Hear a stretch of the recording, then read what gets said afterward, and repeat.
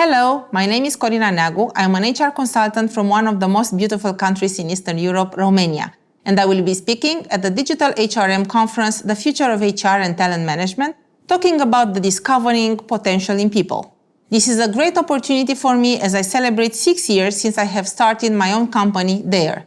I became an entrepreneur being convinced that this way I could bring more value and make a difference locally and internationally, as I deliver development programs in Asian countries too.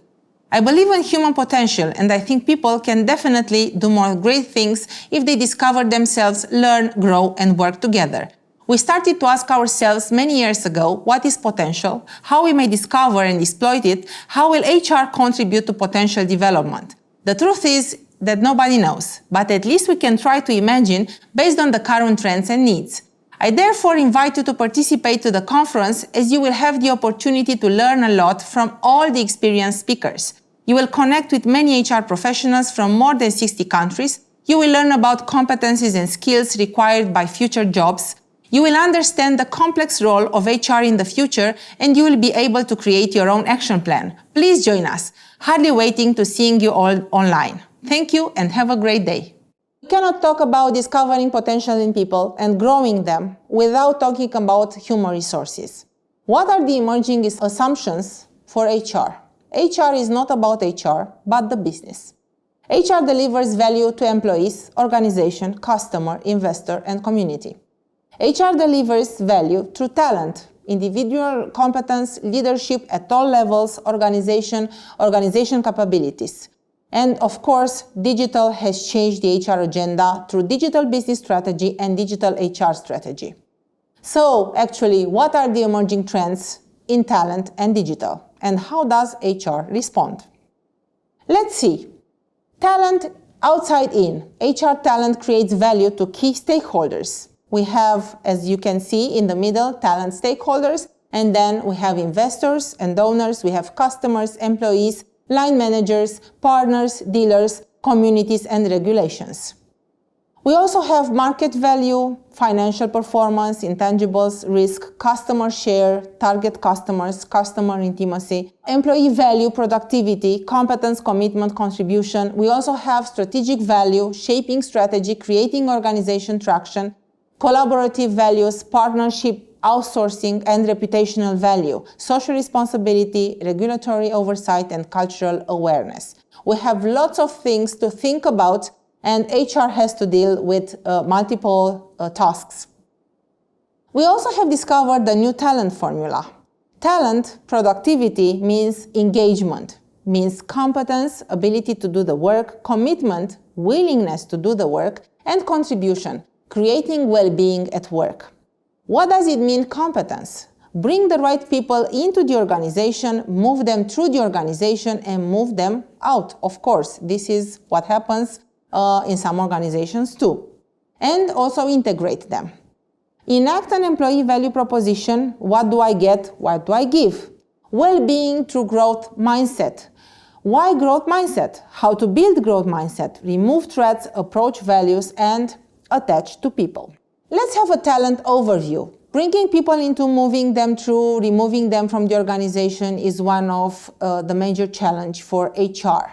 Bringing people in. What do we actually do to bring the right people into our organization? Moving people through. What do we do to upgrade our existing talent? Removing and retaining key people. What do we do to remove and or retain key people? We talk about commitment. Driving employee engagement through an employee value proposition, and we will define the employee value proposition sooner.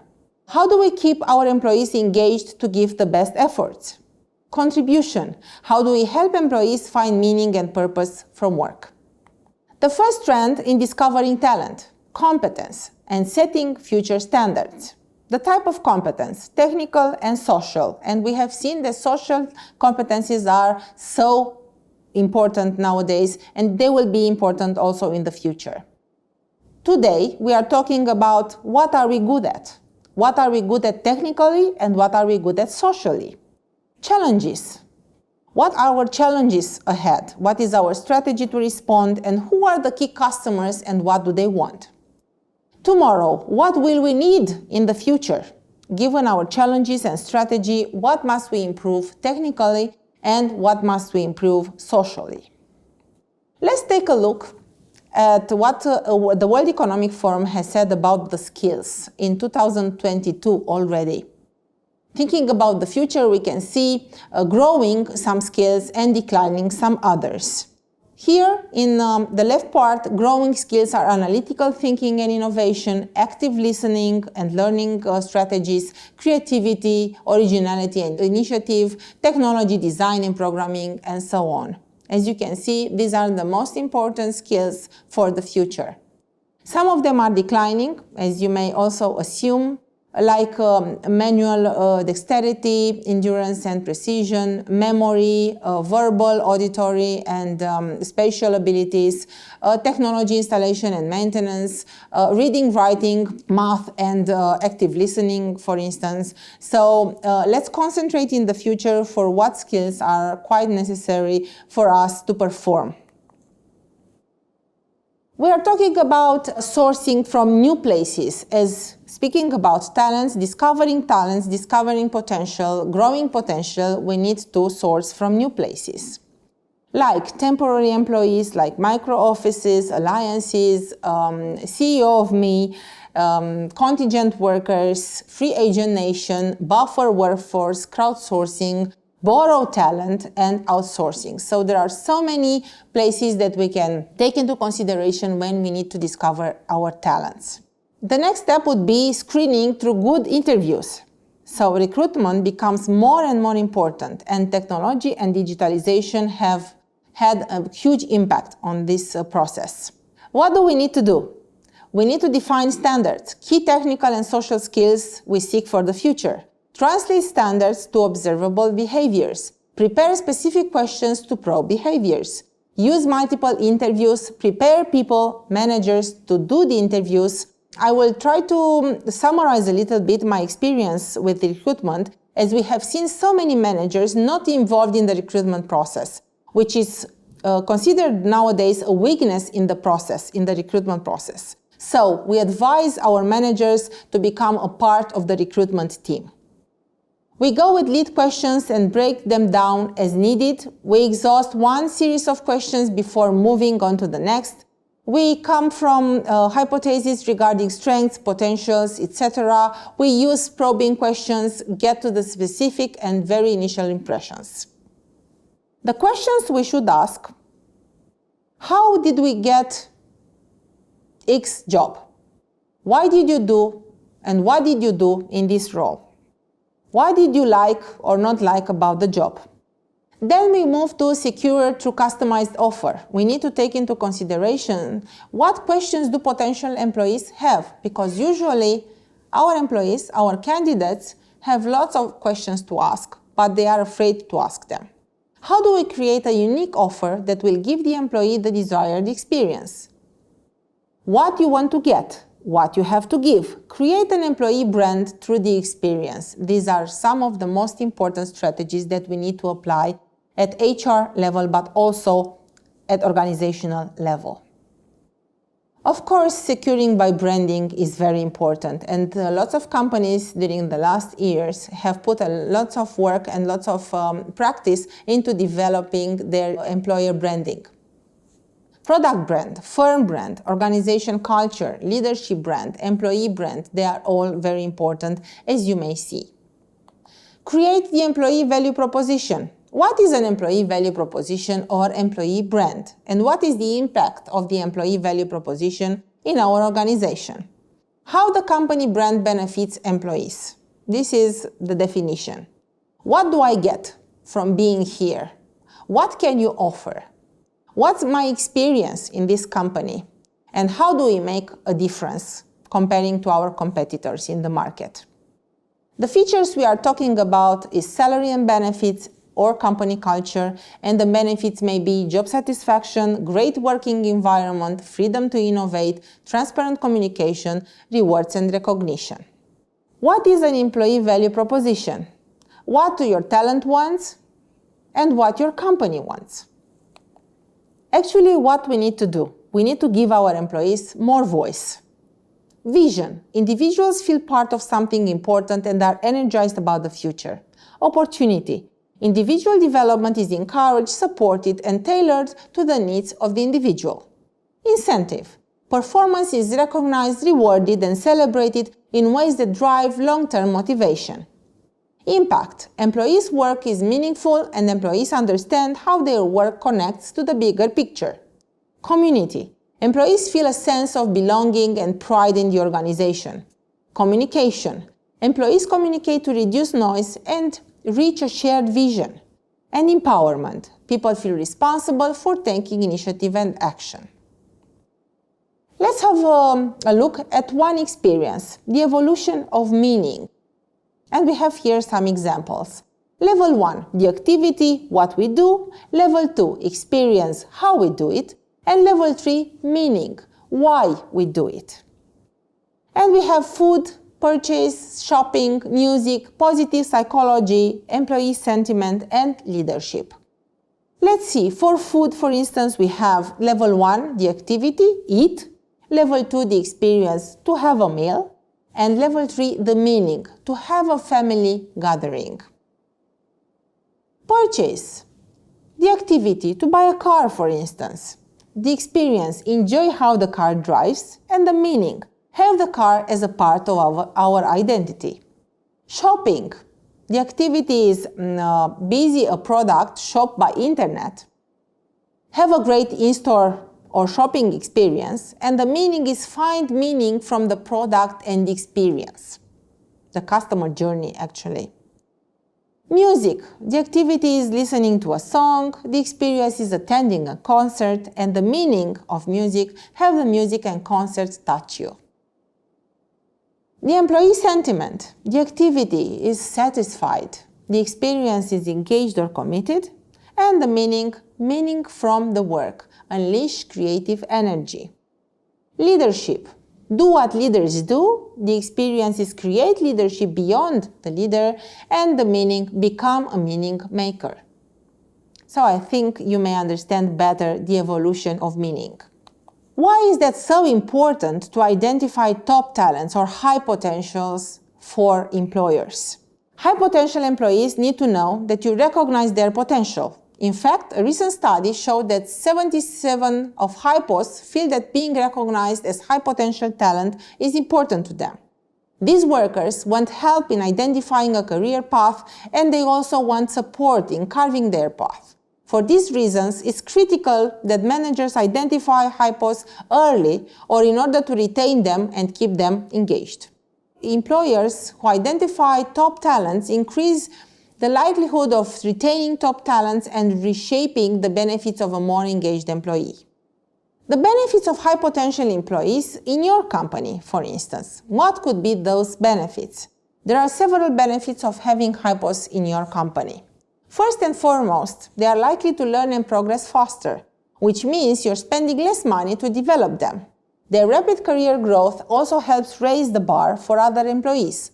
A little competition never hurt anyone. It's no surprise that studies repeatedly show companies that invest in the identification and development of high posts show better performance financially. Finally, as high potential employees continue to climb in their career with your company, they are also able to spot and develop other high posts. In turn, this creates a pipeline of star employees that can help your company thrive. So, how exactly can a manager go about identifying which of their workers have the most potential? Here are some characteristics that define most high potential employees. They are good at what they do. Research from Gartner showed that high potential talent brings 91 more value to an organization. What's more, in comparison to their peers, they exert 21% more effort. The numbers say it all. High potential employees are extremely talented and produce consistently great work. You can also track their performance with 360-degree feedback in order to paint a clear picture of their current career situation, as seen not only by you and the employee, but also by co-workers, subordinates, and customers. They jump on leadership opportunities. When challenges arise and problems need to be solved, high potential employees want the chance to step up to the plate. They are looking for growth opportunities and are generally not afraid to take on something new. Hypos aspire to be company leaders in the future. To this end, they see each new responsibility or task to make an impact as a stepping stone. Whenever group projects materialize or you simply can't manage a certain initiative on your own, top talent will be quick to volunteer to assume leadership roles. They work well autonomously. As a manager, you don't have to worry about asking these employees how much progress they're making on a certain project or initiative. They get things done every time and are completely reliable. You can trust them to do their jobs well without having to check it. This is a good thing. Autonomous employees report a greater sense of well-being and job satisfaction. Hypos enjoy an autonomous work environment because it provides greater control over their daily tasks and how their schedule is structured. They take initiative. The most talented employees don't wait around for you to tell them what to do. They are constantly brainstorming new ideas and are eager to take on more work. Whenever a spontaneous project pops up, they are usually the first to volunteer to take care of it. Innovation helps your organization get and stay ahead. So, getting the desire to take initiative is a key benefit of hiring and identifying hypos. As a manager, you can encourage this characteristic by allowing employees to gain more skills in their areas of interest. Schedule regular one-on-one meetings to make sure you clearly understand their personal or professional goals. What can you do to help them achieve their goals? This is very important for them. They ask questions. They are very curious. Because they are interested in their company's future, your future stars ask a lot of questions. They are curious. They are eager to understand company strategy and decisions. Even if they aren't in managerial position just yet, high potential employees want to make sure that the right decisions are made every time. As a manager, you can support these inquisitive minds by helping them seek out resources to learn. Do you have strategic plans, company policies and procedures, data or communication places they could learn from? Be sure to share what you can. Recommend a mentor to them, too, someone who has been in their shoes once and understands their desire for growth. And when you make a decision as a leader yourself, let them know why you made that particular choice whenever you can. They want to understand the thought process driving the company forward. They are eager to develop new skills. While some employees might just go through the motions, star employees are always interested in learning new things. They strive to become better workers and they make moves to improve on a daily basis. To this end, these folks read up on industry news and continue sharpening their skills so they can become even more effective. They very clearly show their desire to develop new skills in a variety of ways, whether that be asking for more responsibility or seeking out new training and certifications opportunities. It's important that managers identify their potential and help them to continue to develop. They take on responsibilities outside of their job descriptions. Your star employees know that their jobs don't have to be confined to what's written in their job description. In fact, they are eager to take on additional responsibilities and often tackle tasks they are not directly responsible for. Where does this desire come from? Hypos view new responsibilities as opportunities to grow and gain skills and experiences they would not otherwise have. For that reason, they aren't afraid of the risk and are instead driven by the reward. New responsibilities don't always mean adding a large workload to their plate.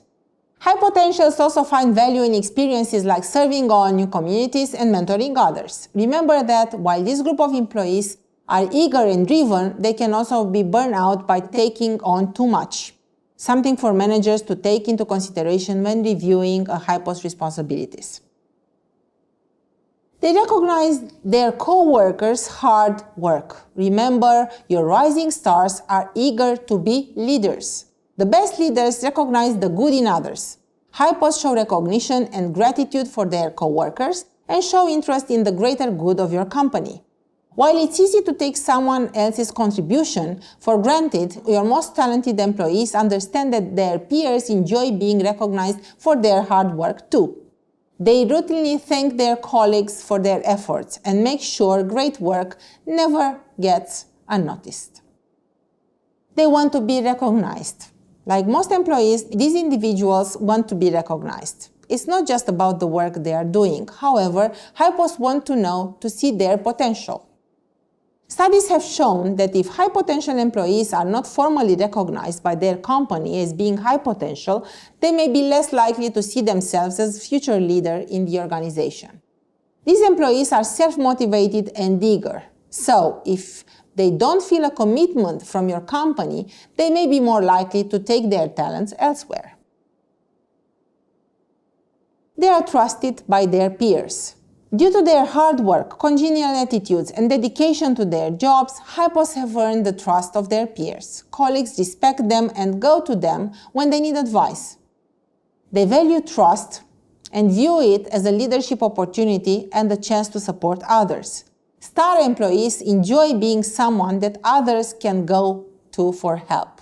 They want to earn that trust because it will benefit them as a leader in the future. They possess a high level of emotional intelligence. A high level of emotional intelligence means that hypos are more easily able to monitor their own emotions as well as the emotions of others. They use emotional information to then guide their behavior, a highly valued skill in leadership roles. It's a lot easier to be an effective leader when you're able to put yourself in someone else's shoes. Employees who have a high level of emotional intelligence are empathetic and understand where other people are coming from. This skill impacts communication and is a powerful tool in exceeding goals and creating a productive organizational culture. They live and breathe the company culture.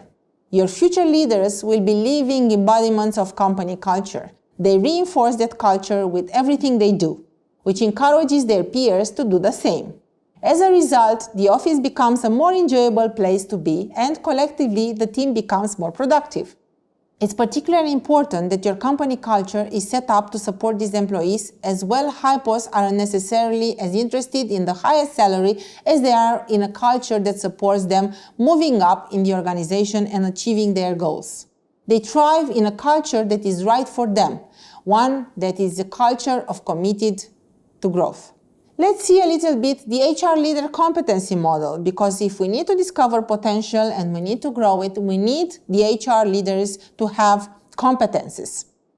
Like strategic enablers, core drivers, and foundational enablers, culture and change champion, strategic positioner, compliance manager, analytics designer, interpreter, technology and media integrator, credible activist, total rewards steward, and things like that. So let's draw some conclusions. Digital is definitely paving its way in talent acquisition, organization development, engagement and operations, which are the major cornerstones of a successful HR foundation.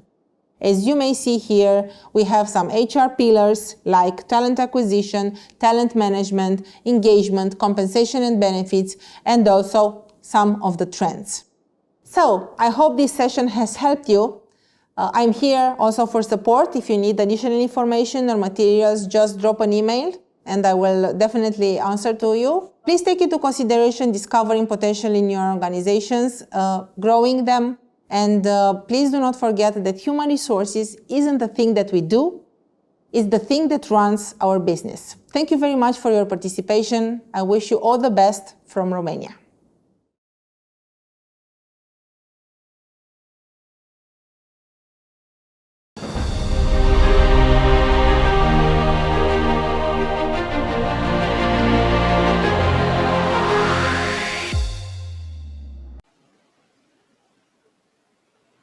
O. Woodward once said, "Average leaders raise the bar on themselves. Good leaders raise the bar for others. But the great kind of leaders, they inspire others to raise their own bar." Ladies and gentlemen, a warm welcome to this session called Supernatural Leadership, Exceptional Leadership for Exceptional Times. I am Ali Khurshid Ahmed, your host for this session. Welcome and let's get started. A great thought from Donald McGann: leadership is an action, not a position. How many of us feel that leadership is attached to a particular seat. It is attached to a particular office. It is attached to a particular job title. It is not. Simon Sinek, the famous contemporary leadership trainer and speaker, one of the best thought leaders that I follow currently, he says that somebody might have a leadership like title but not be a leader, and then there might be somebody who does not have a leadership like title and still 100% be a leader. Just think about that.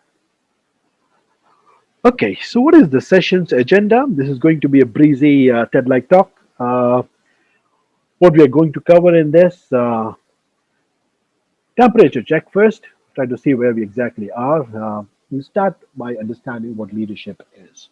Okay, we're going to look at some levels of leadership, and then we start with the supernatural leadership framework.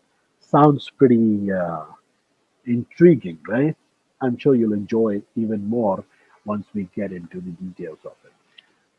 Towards the end of the session, we're trying to present a practical action plan, followed by discussions and close out, right?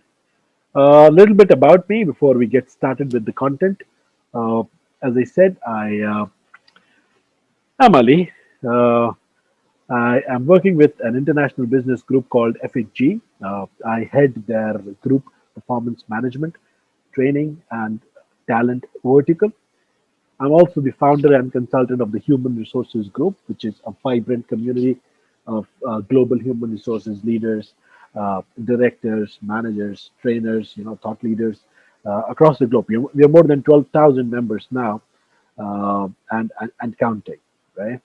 I'm also a global member of the elite HR body, one of the largest HR associations across the world, SHRM, USA, and I'm also a lead faculty member for their certification programs.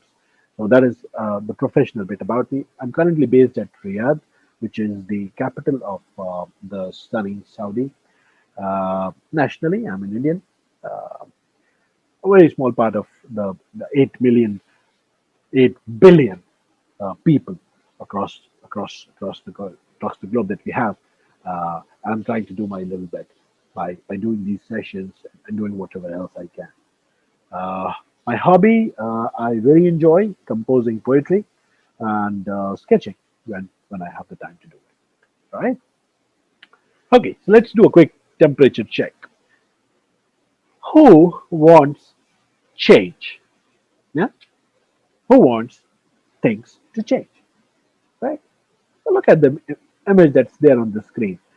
Whenever we ask this question, we see most of the hands in front of us, they go up, right? Everyone is happy, excited, listening intently to what you're going to say, because everyone wants things to change, right? Great, that's fantastic. Everyone wants things to change. What happens when we flip the question a little bit and we say, who wants to change? And then the whole reaction changes. Okay, just compare the two pictures, the reactions in the picture before and the reactions in the picture now. People are confused. The moment you ask them who wants to change, all those raised hands, they drop down. Okay, so if like 20 hands went up before, and then you say who wants to change, I think you will just be ending up with two hands and everyone else is gone. So what happens? This is the problem that we have with ownership. Leaders are meant to drive ownership. Let's start looking into leadership, what exactly the concept is. Uh, Pretty interesting thought that I wanted to share with you. When you know that you have to think anyway, why not think big? Yeah, and leadership is as big as it gets. Well, there is no denying that we all are in an exceptional age. Okay, these times that we're finding ourselves in, specifically from the last year and a half, exceptional times, right? Very challenging. They're draining. They're trying. They're the difficult times. It's not just VUCA world that we were talking about before. It is something that is very difficult to make sense of. Okay, what you see on the screen, might have been a very rare sight on anyone's clipboard, but it's a common sight now every day. Okay, this is what we are doing, and because the times are exceptional, there is a need for exceptional leadership, and this is exactly what leaders have been doing this year and and the last. Yeah, so 2020 was an exceptional year, and then we have been still the leaders across functions, not just from the talent management domain or from the human resources field or from people management, but across sectors. Leaders, the good ones, have been trying to do their best in holding these dominoes of priorities, goals, targets from toppling over. Don't you think that if these leaders were supported, they would be able to prevent these dominoes from toppling over? Of course, yes. And that is exactly what we plan to do with this course. Let's try and understand what leadership is. I would say this is one of the most discussed, debated, written about concepts in the field of behavioral sciences and management.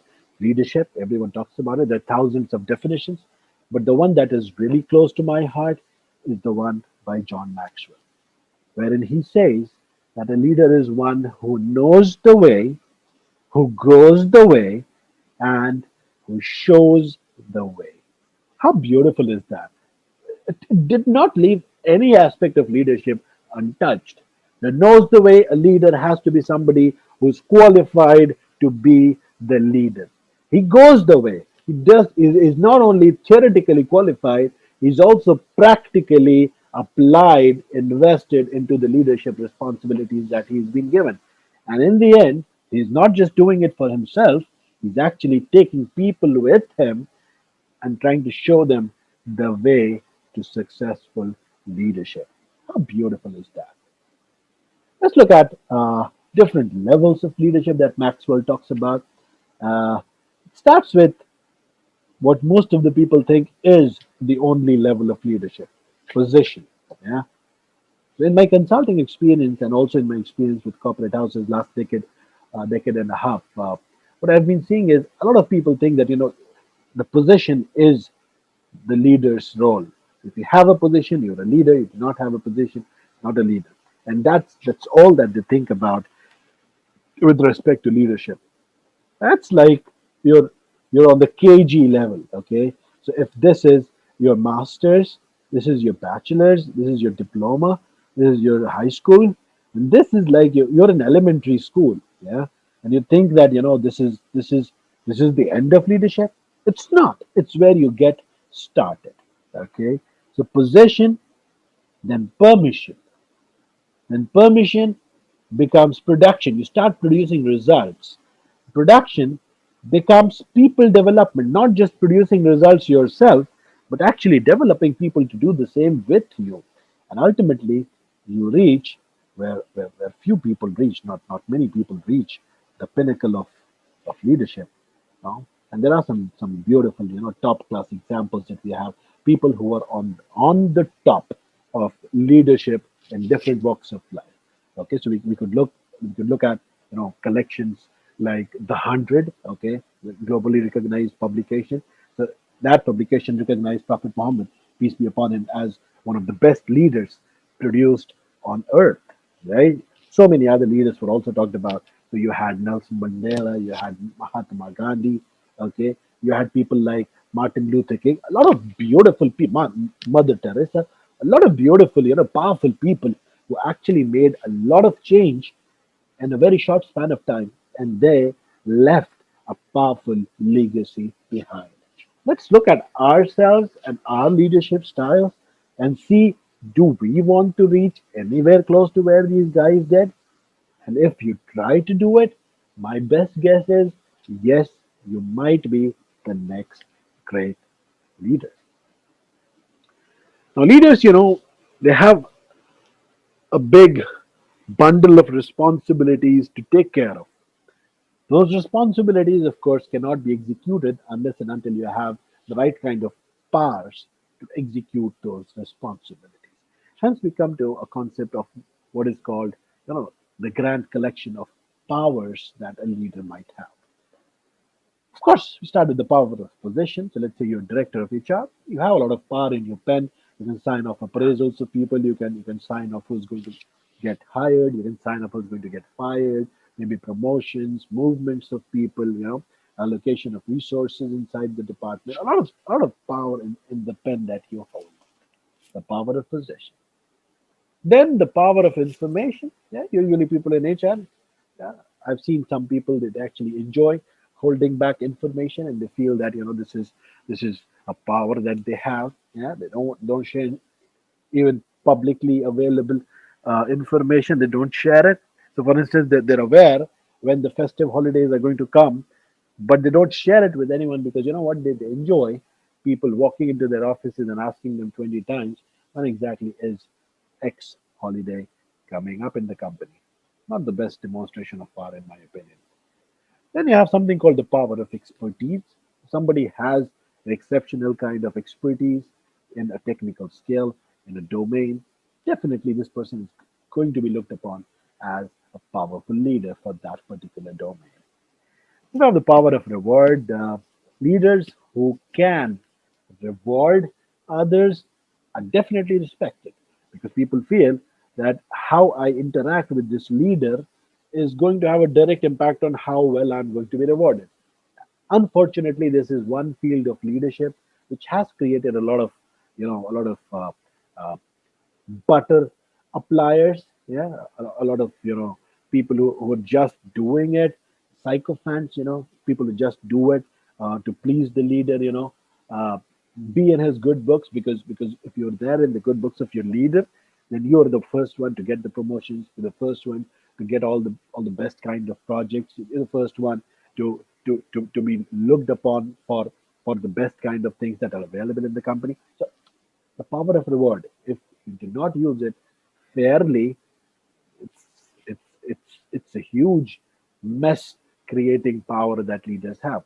On the other hand, if you are a good leader and you know how to use this power, it also gives you a wonderful opportunity to recognize exceptional talent, to recognize people who put in the kind of efforts that the best kind of employees should. And you actually have the power to reward them so people perform and you reward. That's the ideal situation. The exact opposite of this is the power of punishment. So if people are following what you're saying because you can reward them, then people are also going to follow you because you can punish them, and that is equally important and powerful. Last one is power of reference. Okay, which is of course you all understand what it is. So basically, when we have a leadership title, there are expectations attached to us. After expectations are set, we're giving them time to perform, and then people sit back and look at the results that we produced. So, how were the expectations, and how well were those expectations met with results? To maximize that, we have to think of what is our leadership style. Before we get into the supernatural leadership model, I want to set some perspective here. Food for thought. We've been hearing from different nooks and corners ever since this pandemic started. People are saying that, you know what, we are all in the same boat. We're all in the same boat. The pandemic is affecting all of us in the same way. It is not sparing everyone. We're in the same boat. That's not true. We're not in the same boat. Look at the image on the screen. So, what is the problem here? We're not in the same boat, but yes, we are in the same storm. Okay. So, yes, there is a storm which is going to affect the yacht and it is going to affect the dinghy, and there is no denying that. But do you think it is going to affect the yacht in the same way as it is going to affect the dinghy? No. But definitely it is going to affect both of them. Who do you think needs to prepare better to defend himself from the storm? Definitely this one, right? Let's start the supernatural leadership model, which should be the way forward for all aspiring leaders. So, supernatural actually is an acronym from S till L. We're going to count down parts of leadership that you should be taking care of. Of course, we start with S, and S is self care. Why do you think self care is such a big thing? If you want to care for others, you have to first take care of yourself. If you cannot take care of yourself, you definitely cannot take care of others. Now, I remember my mother used to say, may the Almighty grant her Jannah. She used to say to my sisters, if you do not take care of yourself, then you definitely cannot take care of your kids. Think about that. So the mother, what does she do? She takes care of herself, of course, because she has to take care of herself, but also because she wants to be able to take care of her kids. Think about the coach. If the coach is not taking care of himself, he definitely cannot take care of the team. And that exactly is the job of the leader. He has to take care of his physical well being, he has to take care of his or her emotional well being, take care of his or her social well being, and also take care of his or her spiritual well being. Okay, it can be something as basic as hitting the gym every day, following your daily walks, not missing your exercises, to developing those coping skills, minimizing the stress that you face, then building those support systems, your families, your friends, different kinds of communication channels that you open up with people that you like, that you want to spend time with. And of course, spend some time with yourself. Try to meditate, try to spend some time in prayers, okay? Try to connect with nature on a deeper level. Once you start doing all of this in the right combination, you are all set to actually start looking at the other parts of leadership. So that was the S. Let's look at the U now. The U is, I would say, one of the most important parts of the supernatural leadership model, and it stands for the unique value proposition. What exactly is that? The UVP. Now, this is something which you do better than anyone else. Think about it. We all come from different backgrounds. We all come from different walks of life, different sets of experiences, different educational qualifications, different kinds of upbringings, different kinds of experiences growing up, working with different kinds of people, different cultures, different geographies, facing different challenges, surviving different storms. We all are unique in our own selves.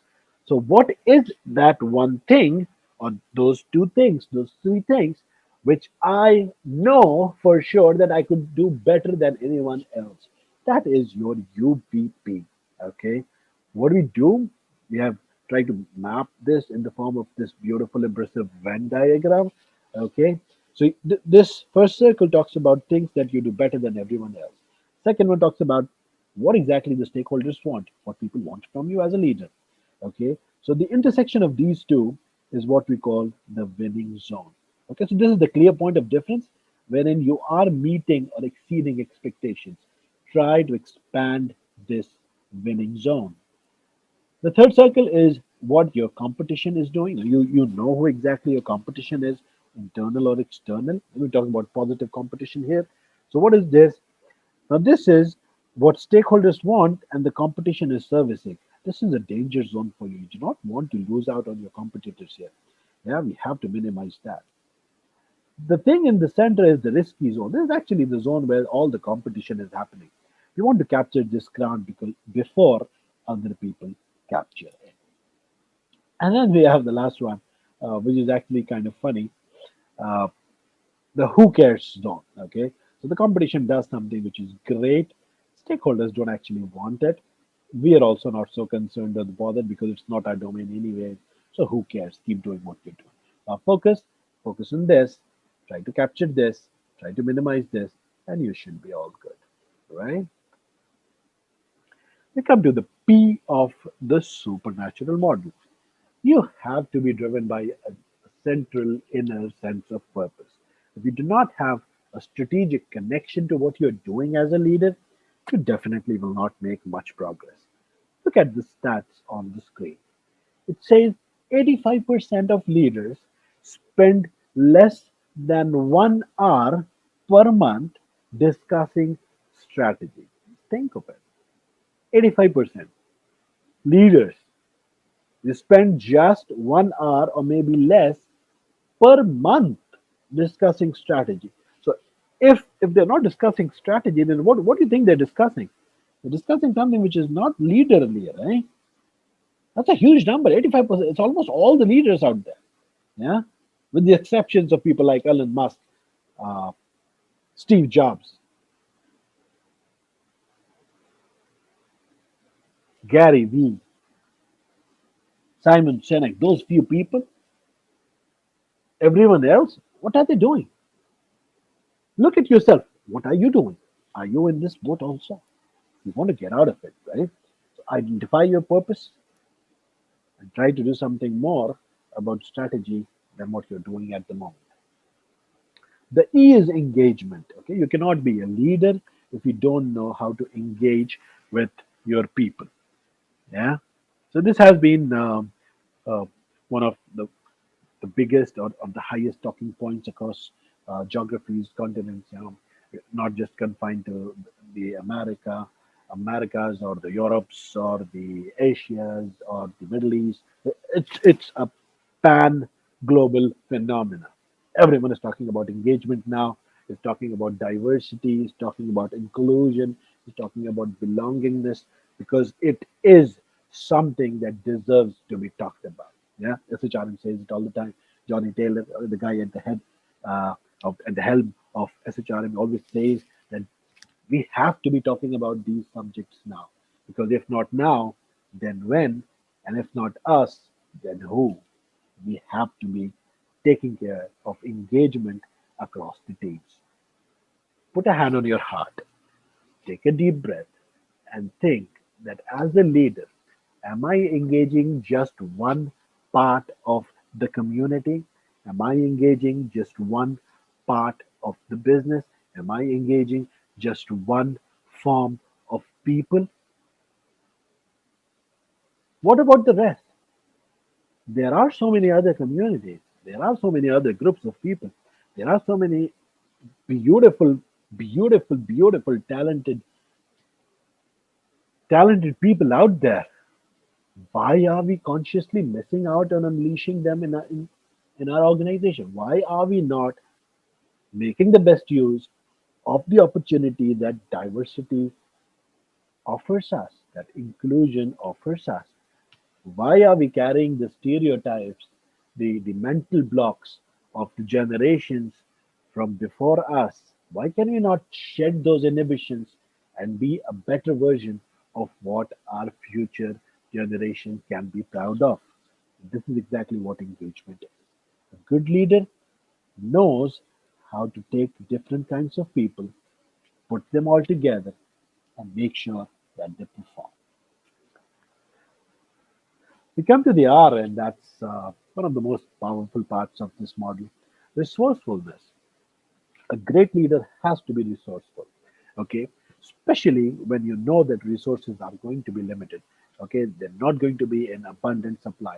Sooner or later, you would realize that these resources, whether it is just money or funds or finance or people or material or resources or whatever you're talking about, machines, technologies, there's always going to be a conflict between priorities. How resourceful are you? Are you like the car on the screen right now, which is just stuck and doesn't know what to do, doesn't know where to go, is just sitting with help to arrive from somewhere? That's not how leaders work. You have to be resourceful enough to make things happen. And I think the picture there on the screen sums this resourcefulness in action in a beautiful way. Yeah? So resourceful people, they can make the best come out of even broken things.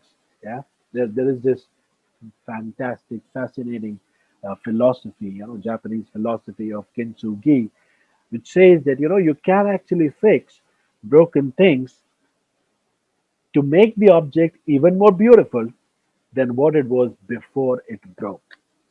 And just look at the result on the screen. Isn't the second picture more beautiful than the first? We can do that with our resourcefulness in the company as well. The N of natural. So we already done with the super. Now we start with the natural. The N is nimble. Okay. So if you become very fat, if you become a lot of have a lot of mass on yourself. You cannot navigate these challenging times that surround you, right? You have to be agile. You have to be easy to transform, easy to change, easy to adapt, and that's why being nimble is so important. Yeah, we have something called the VUCA ready approach. The world was volatile before the pandemic struck. The world was uncertain even before the pandemic struck. The world was also complex and ambiguous before the pandemic struck. But ever since 2020 started and we all found ourselves staring into the eyes of this coronavirus, things have become so much more volatile. We do not know what is going to happen next. We just do not know.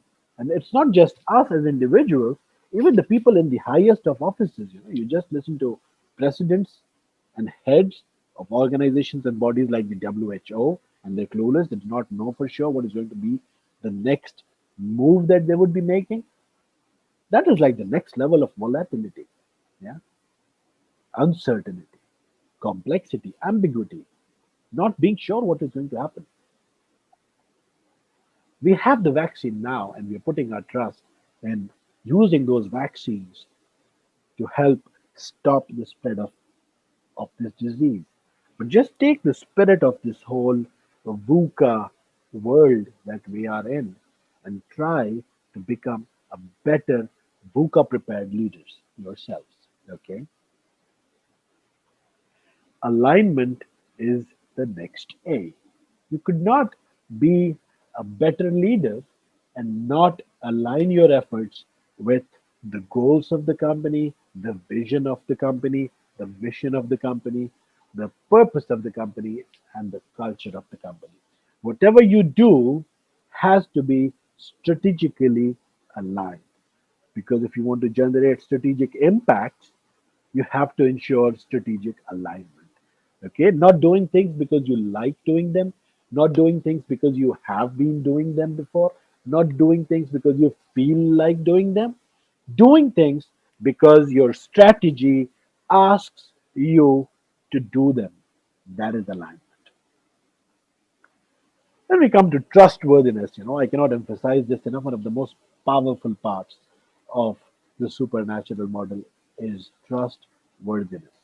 I really like a thought that Simon Sinek often shares in his talks. He says that a team is not a group of people who work together. Rather, a team is a group of people who trust each other. Yeah, how beautiful is that thought? We have something called the trust framework. The 5 C's of trust. So, if you yourself as a leader, whether you're working in people management, you're working in talent management, you're working in any part of the business, just look at yourself and make sure that you're following these 5 C's in order to become a trustworthy leader. You have to be a caring leader. You have to be committed to your leadership priorities, your leadership responsibilities, not just for the work that you have to accomplish, not just for the results that you have to bring, but also for the people that you lead. Consistency is the key. You cannot be a star today and a coal mine tomorrow. You have to be a consistent performer. Okay, the kind of results you produce can be small, but if they're consistent, you can bring a whole waterfall. But if you're not consistent, then this is not what we're talking about in terms of good leadership. Competence, extremely important. If you're not competent, you do not know how to do the job, you do not know how to get the results, you definitely cannot be somebody to look up to. Okay, so let's take the sales function. Okay, one of the most popular and most revenue generating functions inside the company. So if the sales director himself is not able to hit his targets, and then he's conducting a training for his sales reps on how to bring business, do you think it's going to add any value? People are going to listen to him. People will say this guy does not have the right kind of competence to get the job done for himself. How would he help us do the job for us? So, competence is key.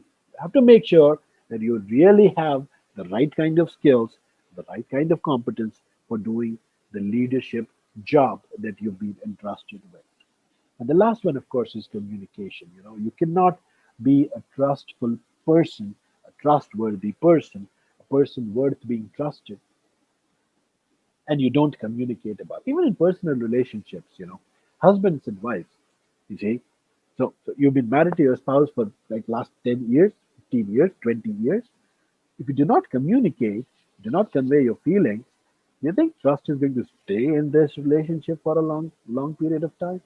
You have to talk. You have to say it. Yeah. And that is what communication is. The same for your family, the same for your professional lives.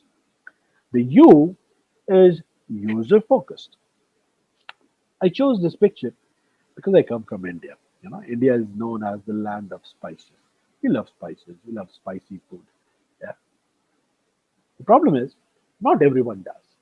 So let's say if I have a hotel, I have a restaurant that serves traditional Indian cuisine. Okay, biryani is pretty famous. I'm sure most of you would have already tried it. If you did not try it yet, you should go and you should try this delicacy, biryani. Okay, Byryani. Google it. I would say it would be one of the most searched uh, cuisines from the Indo-Pak belt. Very popular. So let's say I open this restaurant, and most of my clientele, people who walk in, are people from the Indian subcontinent. Okay, who actually prefer the same kind of food. What if an American national walks in? What if a European national walks in? What if an Australian national walks in? Yeah. What if an African national walks in? What if a Bulgarian national walks in and asks for biryani? Okay. What's today's special? Biryani. Okay, I'd like to have biryani. What should the chef do?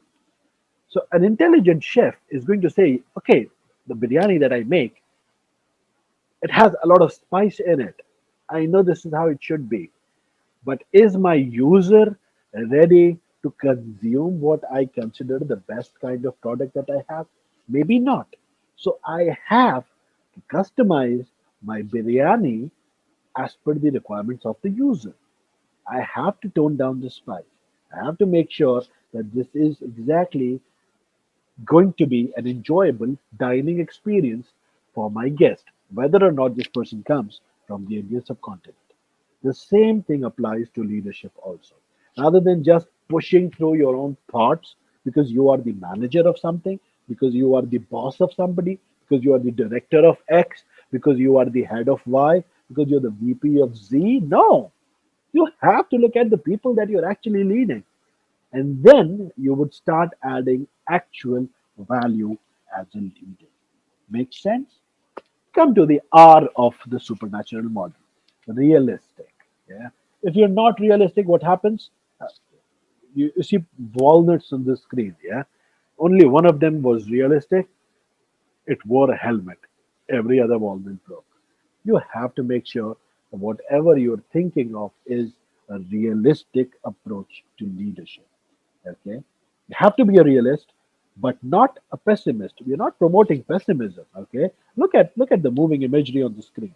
Okay, it's the same wind, it's the same sunlight, but two very different responses. So one of these girls, she's gloomy, she's dark, she's facing away, she's not enjoying this at all. What is the other one doing? It is the same. It is the same sunlight, it's the same breeze, and she's taking it all in. She's so confident. She's so optimistic about the joy that this experience brings. So you will be optimistic, but at the same time, you will not become overconfident. Okay, you will not become over enthusiastic and ignore the reality of the leadership situation confronting you. You might be sitting in a board meeting, okay, as the head of HR, as the VP of HR, and the CEO says, you know what, you have been doing a great job. I want you this year to cut down your budget by 25%. I want you to raise addition to to to to the headcount much faster than you did last time. Okay, and you because you just got a compliment in a board meeting, you say, oh yes, sure, what 25%? I'm going to cut it by 35%. You do something which is not realistic, okay? It's not going to stick. It's not going to stick. And even if it sticks, it's going to stick once. Okay, it's not going to stick on a consistent basis. We talked about consistency. So make sure that you are realistic, optimistic, but realistic, and then you'll actually start making sense as the leader to everyone around you. We come to the A of the model. Let's say we make the best kind of strategies, we have the purpose, we have the alignment, and everything is all beautiful and shiny. When it comes to execution, it's a dud. It's a dud. Okay, so you plan for fireworks, yeah. So it's New Year's Eve, okay, and you're working with the hotel, and then you set up all the beautiful plans. You say, okay, balloons are going to shoot from the left of the building, and fireworks are going to shoot from the right of the building, and fountains are going to get lighted up from the center of the building. It's going to be a beautiful show. This is what I've planned. Going to be working with these vendors. These are the colors that we're going to be using. Everything is beautiful on paper, but when it is 12 midnight, nothing happens. It's just, and that's it. Do, do you think that is what is expected of a leader? Seriously, not expected of a leader. Yeah. Look at the pencil there on the screen. Those of you who have little kids in the house would understand what this is. There are two ways of using the pen. One is chew the base of it, that brings beautiful ideas to your head. Yeah, ancient wisdom. Kids love doing that. Yeah, so chewing the base of the pencil. You say, "What are you doing?" Oh, I'm getting some great ideas. I'm just thinking about what I'm going to do. I'm going to write the best kind of thesis. I'm going to produce the best kind of essays. I'm going to write the best kind of paper. You know what I'm going to do? I'm going to prepare the best plan that has ever been prepared. But what are you doing actually? Not doing much. Yeah, not doing much. So, what we want you to do is to stop chewing it and start using it. Okay? Because if this is shiny, it means it's not being used. Okay? So, planning is good, but planning without execution, perfect recipe for disaster. We come to the last part of the supernatural model, which is learning appetite. Leaders also deserve to learn. They have to learn. There is no point that you can come and say, you know what, I've learned enough. I do not want to do this anymore. Because if you feel like that, trust me, you'll not be in the business for a very long time. The best kind of leaders, they're the best kind of learners also. You can look at Steve Jobs, look at Elon Musk, okay? They're, they're great leaders. You might reason, you might say these are Elon Musk. He's the richest person of the world. What does he need to do with what does he need to do with learning? But no, the best kind of leaders know that if I don't learn, then not only am I not going to stay a leader, I'm not going to stay there at all. Look at companies. Look at Kodak. Okay, where is Kodak now? Look at Nokia. Okay, where was Nokia? And now, where is Nokia? Of course, it did a rebound. It came back. But is it the same company that we knew? The father of the mobile phones? Is it still the father of the mobile phones? It's Apple now because they're learning, right? They're learning and and see them and see where they've reached. So you as a leader also deserve to increase your learning ability and increase your learning orientation. Just being average is not going to help you. Yeah, being a latent learner is not going to help you. Being just enthusiast and not learning is not going to help you. You have to show that you have high learning potential. Once you show that, you also become a great learner. Great learners are great leaders. Uh, in the end, we have a small section on execution. Okay, there is this beautiful publication called "The Disciplines of the Four Disciplines of Execution." This is a book published by Franklin Covey. The authors are Chris McShinney, Sean Covey, and Jim Hulling. Beautiful publication. Let's look at the four disciplines of execution. The first one that leaders should follow is focus on the wildly important goal or goals first. Okay, if you start with a lot on your plate, chances are that nothing gets done. Focus on the WIGs. They call it WIG, the WIG, the wildly important goal. Once you've done that, start acting on lead measures. Okay, if you just keep looking at the lag measures, things which have already passed, nothing much can be changed about what has already passed. Okay, try and keep a compelling scoreboard. Okay, research shows that people actually react differently when they're keeping scores. And the last one is create a cadence of accountability. If you know that you are going to be accountable for something, you're always going to be a better performer. That brings us to this wonderful quote from Spider Man: with great power comes great responsibility. Thank you so much, guys, for joining us. It was a beautiful experience talking to you, spending some time. I really enjoy doing these knowledge sharing events, across continents, borders, different countries, meeting a lot of different people. So thank you so much for sharing this time with me. And I wish you happy leadership. And in the end, I'd also like to appeal and request all of you to try and connect. Okay, it's always better, when we are doing things together. Okay, they say together is better. Okay, I'm always happy to hear from like-minded professionals, creative folks. So feel free to connect with me. This is the group that I talked about, the Human Resources Group. You can find this on LinkedIn. Uh, this is my email. You can take a screenshot of this slide and you can use it to contact me. Send me an invite on LinkedIn if you're not already connected. I'm very active on LinkedIn. This is literally like the place where I live. I love spending time on LinkedIn. So yeah, let's connect and continue the conversation offline. And lastly, yeah, also follow me on Twitter. I'm there on Twitter, and this is my handle. So thank you so much, guys. It was a pleasure spending time with you. I hope you go back and start being a supernatural leader. Thank you so much, and I wish you all the best. Good luck. Bye bye.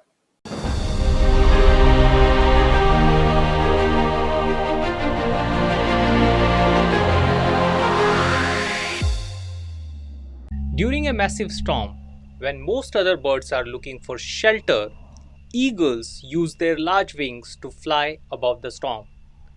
Today's disruptive marketplace is nothing less than a storm, and we can conquer this storm like eagle by being at the top, that is, be world class.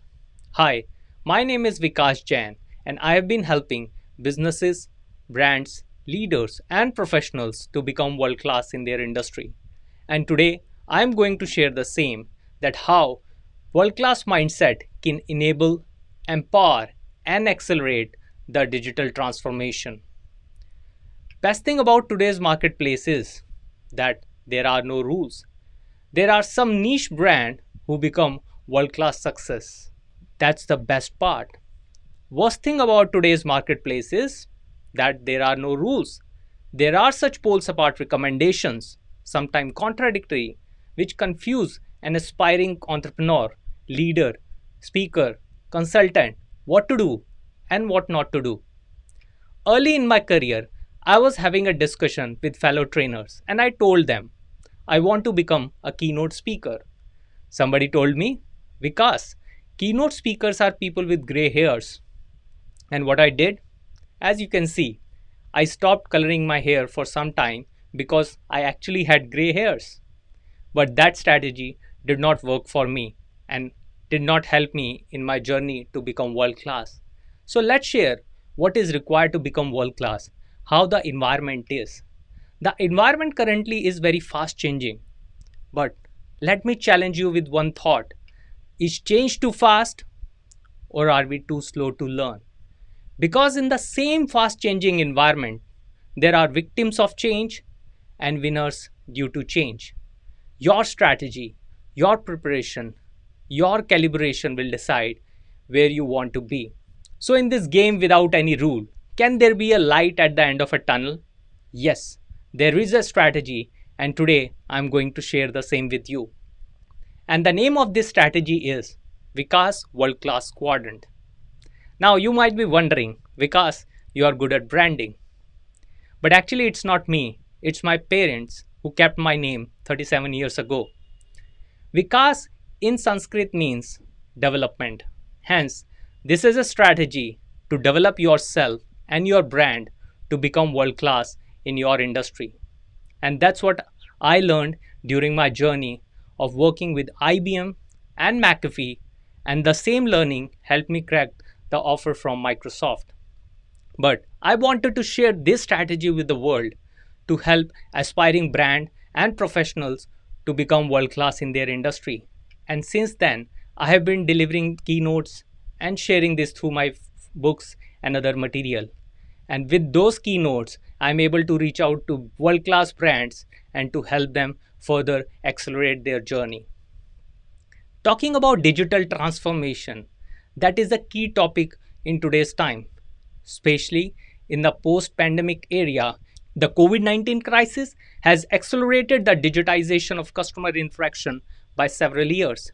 You can look at the gray bars and the black bars and the kind of acceleration that it received. But that is also true. When respondents were asked why their organization didn't implement these changes before the crisis, just over half said they weren't a top business priority. In that scenario, as per HBR, when executives were surveyed, they talked about the investment scale.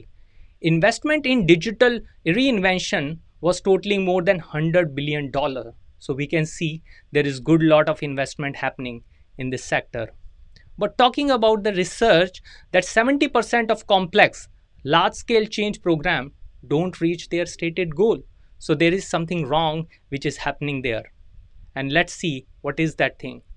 As per the same HBR study, many leaders reported poor return on digital investment due to unsuccessful efforts to scale digital innovation beyond early pilot work. So there are so many things which are happening. It's not just the game of intention and investment, because as we already see that it is already huge, but there is something else which is required for something to become the top. And that's something we are going to discuss today. And that thing is the world class brand. And that is the quadrant where everybody is striving to get to the Gartner Magic Quadrant leadership panel. Now, let's discuss one by one about the three core parameters and factors which can help you become world class in your journey. And the first one being science behind world class brands. When we talk about world class brand, majority of the internet searches will point out about brand, that how you can do branding and marketing. But the focus of this presentation is the word world class. What is that thing that can help you become world class? And when we look at this quadrant, there are two dimensions. So I started my research that what is the perception of word world class in the mind of people. And I did this survey. What do you mean by world class? A, best in the world. B, very high quality and performance. C, world famous. Before I share my survey result, you can also note down your understanding of word world class, so that when I show my survey result, you can see if your understanding is aligned with the masses perception. In the surveys, it was consistently shown that the world class means very high quality in the mind of people. Hence, on the x-axis of this quadrant, we put quality, and on y-axis, popularity, because any world class brand has to be popular in the world. And with this combination of quality and popularity, we get this quadrant 1, 2, 3, and 4. Let's understand each and every one of this quadrant one by one. The quadrant 1. Quadrant 1 are those companies and brands which are known for their highest quality and their popularity. In your industry, can you name some quadrants which are known for their high quality and popularity? You can write down in your notebook so that it leaves a longer impression in your mindset. And these are quadrant 1 companies as per this quadrant. Then there are quadrant 2 brands and companies which are known for average quality but high popularity. Thanks to their marketing team, they are very popular. But when we use that brand, the experience may not be that great because of the average or below average quality. Then we have quadrant 3 companies and brands in industry, which are first having average quality and second average or no popularity. And if you look closely, majority of the industry lies there. And here comes the magic quadrant, the quadrant 4. These are the brands and companies which are known for their highest quality, but they are not that popular in the industry. You can say that these are kind of companies which are in stealth mode, that only experienced professionals are known about these industries and these companies. If you are a fan of Harry Potter, you can think of it as room of requirement, which only appears to those who really need it. And that is a quadrant which divides the industry in such a manner that it gives you a strategy to become world class in your industry. As per my study, it is quite clear that after getting some success in quadrant 3, people try to go to quadrant 2 to get the right kind of popularity and start spending heavily on the marketing side. But when I closely studied the quadrant 1 companies, the companies which are market leaders, and look through their journey, the truth is something else. The majority of the quadrant 1 companies actually, even from the beginning, focused on developing their quality to the utmost. Hence, they followed the quadrant 4 approach. From quadrant 3, they moved to quadrant 4, which are known for their highest possible quality even when they are not that popular. And after getting some attraction, some strength in their brand, they move to quadrant 1. And the same thing resonates with this TED talk by Manu Kumar Jain, Xiaomi India country head, where he talks about marketing without advertising, where he has clearly showcased the similar thing, that these are the company which focused on product innovation more than their marketing, and hence their founders choose to head the engineering department while delegating the organizational leadership to someone else, and that's their commitment to the quality of the product. Let's move to the next step, and the next step is mastermind behind that world class brand, which is their leadership. After my close study, it is quite clear that there is always a mastermind behind all these brands. Who can forget Steve Jobs behind Apple? And if you look at any other world class brand, there is always a mastermind behind that. When I studied these mastermind people, I started interviewing people like Alan Mamadi, founder of Truecaller, Frederick Herron, who is a global speaker, Brian Tracy, a management guru, and Suman Saraf, founder of BlueStack. And I repeatedly saw some deep connection of these people with the world class. Directly or indirectly, their focus on their quality of product is so high, which is very high compared to the marketing thing. For example, Matsushita, founder of Panasonic, had shown a 250 years plan during one such conference. That is the vision of these world class entrepreneurs. George Washington, as covered in his book, Self Education of George Washington, covers that his insatiable habit and commitment towards self education, which helped me in the long term. So, all these master people have achieved certain mastery, which I call deep leaders learning iceberg.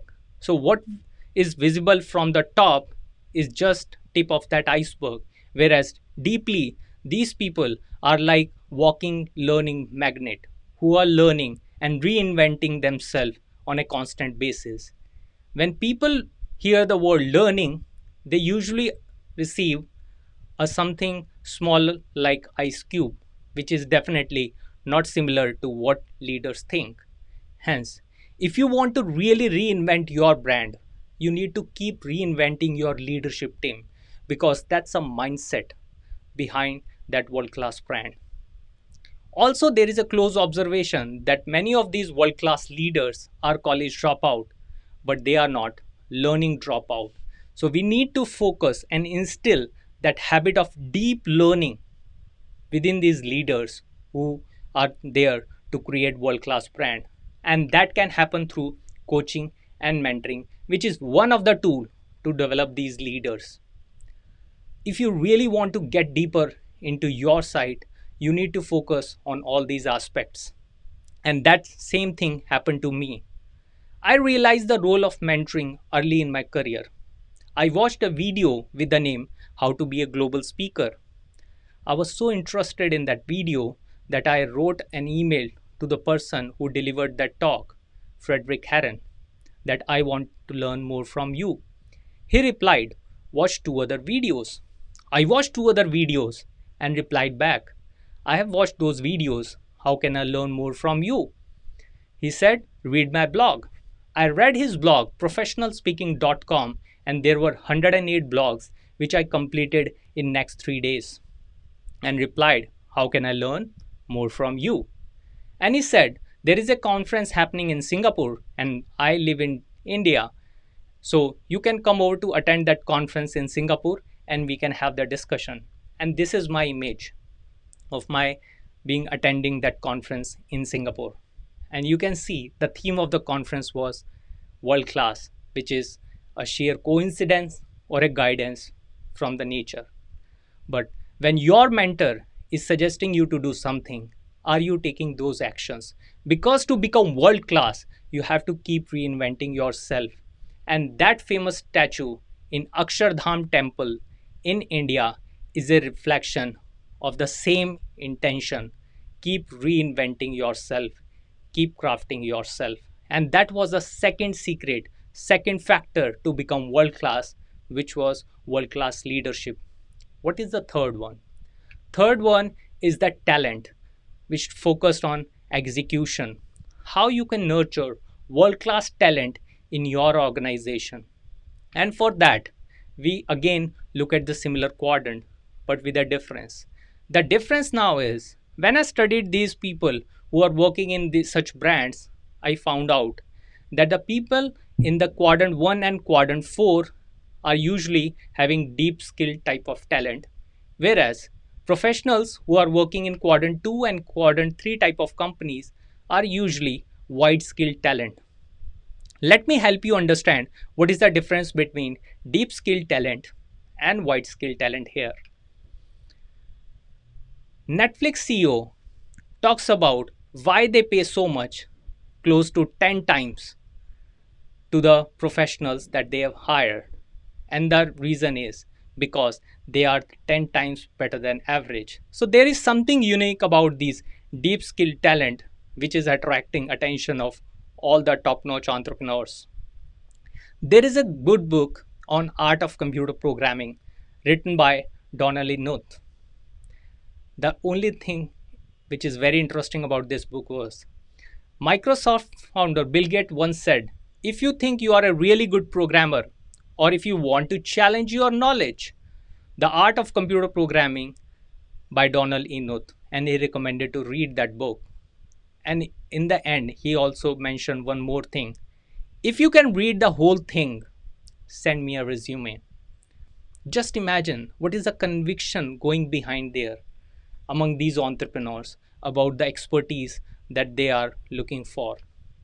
Same way, Google CEO Larry Page was known for personally reviewing each and every recruit, even when the company became very large. That is the commitment of these people of hiring the world-class talent. But when they are looking for world-class talent, what they are actually looking for in them? When I did this research, I found out that one of the major thing is that differentiate between people with wide skill talent and deep skill talent are these. Wide skill talent usually focus on tools and technology, whereas deep skill talent usually focus on fundamental science. For example, in the digital world, when wide skill talent is only talking about artificial intelligence, machine learning, and data sciences, the deep skill talent is also focusing upon the mathematics, the statistics, and the algorithms behind them. The wide skill talent usually focus on delivery and getting things done, whereas deep skill talent rigorously focus upon the excellence innovation. They are found to be very high on their learnability as well as learning agility, and they are usually self managed. These are only some of those traits. But if you are looking for more traits, you can contact me through the email, which I'll share later. And when we talk about developing world class talent, there is altogether well established science behind that. And you might have heard about the Polgar experiment, where he raised three of his daughters and all of them became the grandmaster in chess. That is the science behind becoming world class. And what works in one industry also works in another industry, which is the science to become world class in your industry. The same quadrant is also sharing some deep insights from world class quadrant. There are many that number of market players, the world class scoring and self assessment system. There are other ways of looking at the same framework, the talent within each organization, which can further grow into these aspects.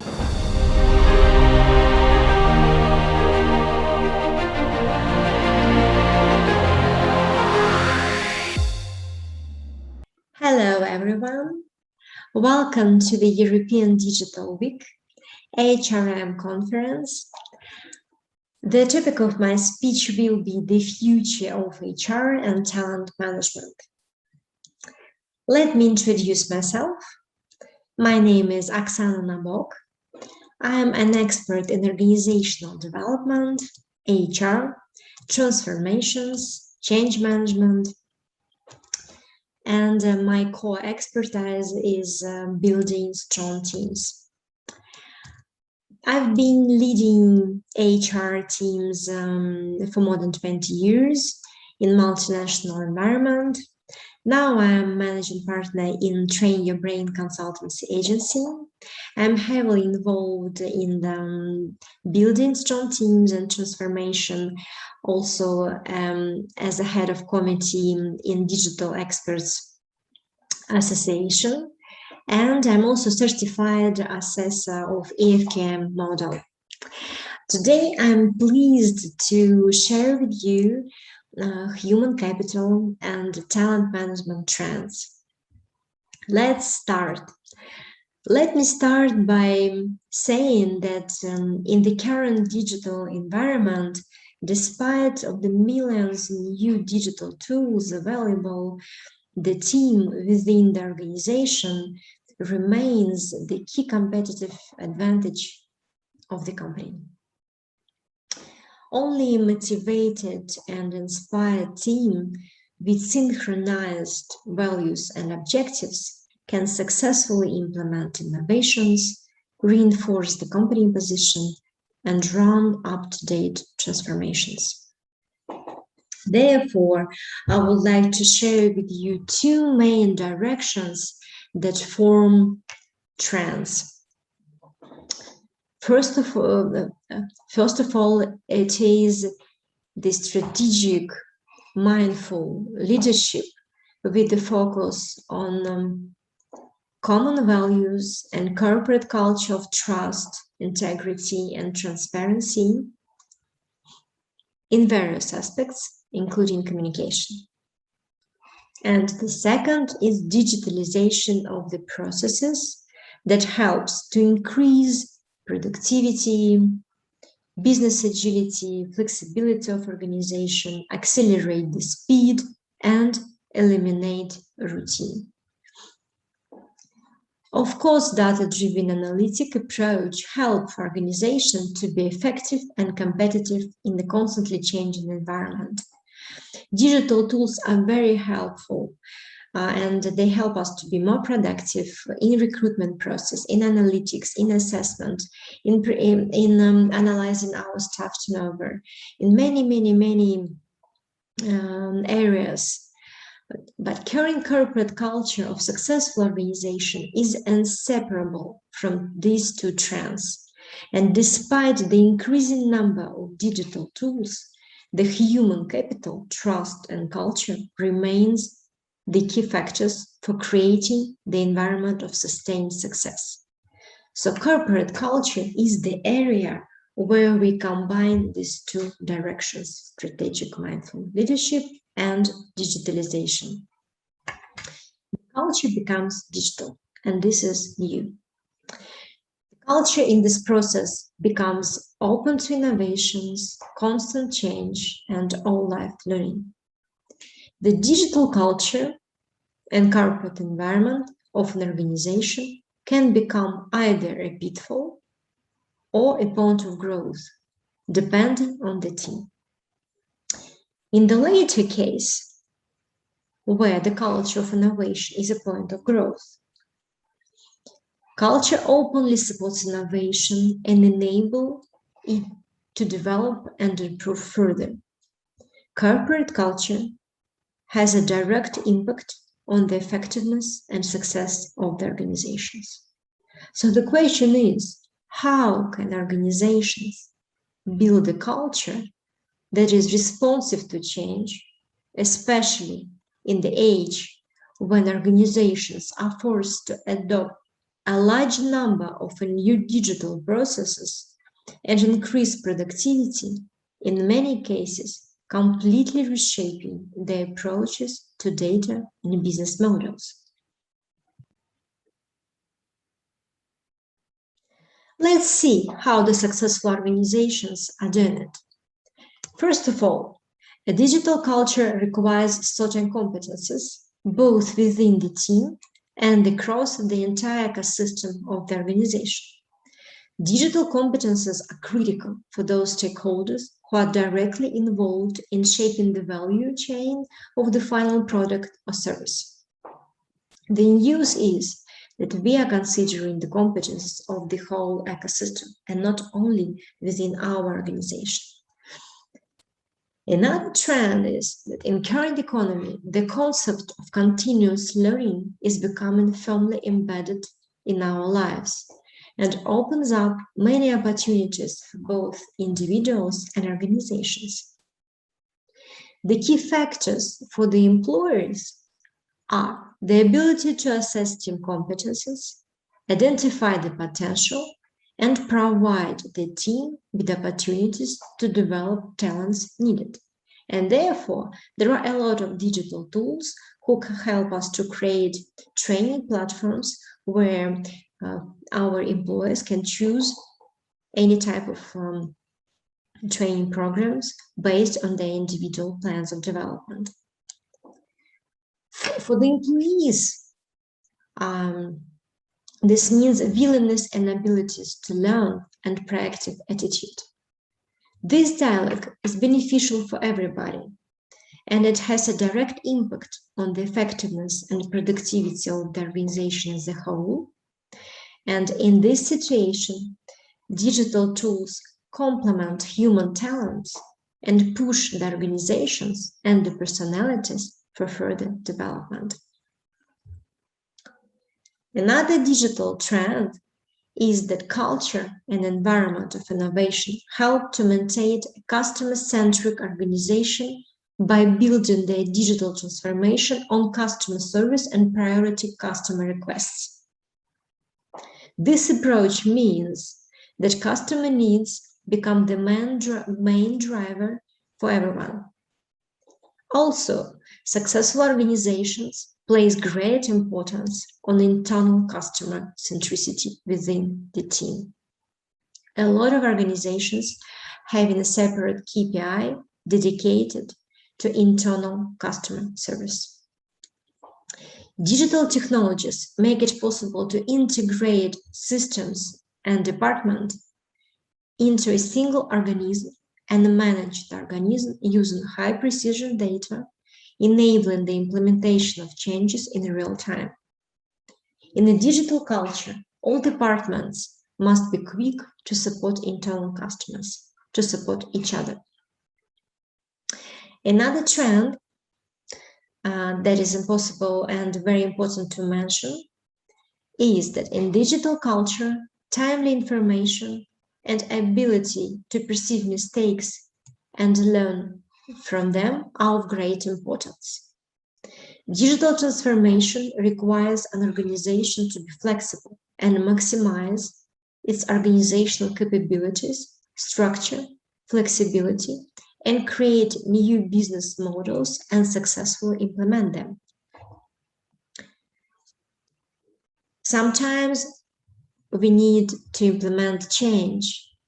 So we need to prepare our team to take these new opportunities. And sometimes we face employee resistance. So to reduce employee resistance to digital change, it requires conscious, attentive, multi-level leadership, cross-functional teams, and empowerment. The concept of leadership is changing in new digital reality. Constant change has become our new reality, and only a multi-level leadership system facilitates the effective management of an organization in the mode of constant change. In fact, the organization becomes a network of teams, which also means that some teams implement artificial intelligence. And here we need to consider mechanism for sharing responsibility, setting tasks, monitoring KPIs and other aspects. However, people remain the backbone of business, and technology helps them become much more productive. Skills are combined, and collective dynamic awareness and intelligence emerge. Perhaps the key ingredient in digital culture is innovative thinking, which involves experimentation and enables the team to learn from mistakes. It is not that easy. Of course, not every project is successful. After all, not all experiments and pilot projects lead to success. And only if we consider each scenario as a learning experience, it becomes a part of our innovative culture. The key step in shaping a digital culture is to involve employees and all stakeholders in shaping digital change. Engagement is not new. We all know how important it is to engage our team. Of course, we know that top and middle managers are not fully aware of all the operational challenges. Although data-driven management raises management awareness, results are impacted more significantly by the timely use of the ideas from employees who thoroughly know where processes can be improved. Engagement is built on the foundation of employee satisfaction, trust, and loyalty to the organization. The new in this trend is that we engage not only the employees within our organization, we involve all the stakeholders within the ecosystem. So our engagement is wider. The creation of a system of omni-channel communication helps to build engagement, to implement and maintain digital change and culture across the whole ecosystem.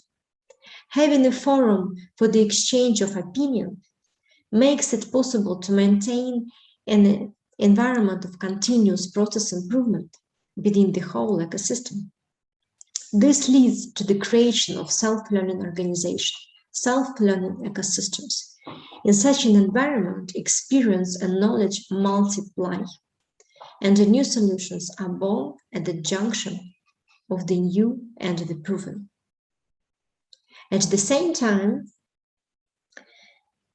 an important new trend in our new reality is the involvement of external key stakeholders within the organization's ecosystem in the development and formation of joint value for customers. Accordingly, the culture of learning and innovation expands its influence outside the organization. Current trends in digital education use a stimulating format. Of course, you know edutainment is education plus entertainment, and I'm sure a lot of organizations you know or work for are using this edutainment format. Many organizations use elements of games and fun in trainings, integrating newcomers or monitoring KPIs. The modern trend is simplicity, convenience, use of visual images, and pleasure in learning a new process. Business is not boring, it can be fun. A separate aspect that deserves attention is related to the implementation of KPIs monitoring in an open creative format. The competitive gaming effect adds efficiency and incorporate positive excitement and creative energy to achieve goals. Empowering cross-functional teams and openly monitoring their goals significantly contributes to team awareness in an open digital culture, and it influences on engagement. And perhaps the most strategic element of the formation of digital culture is the connection between the personal goals and values of the employee with the values and objectives and the mission of the organization.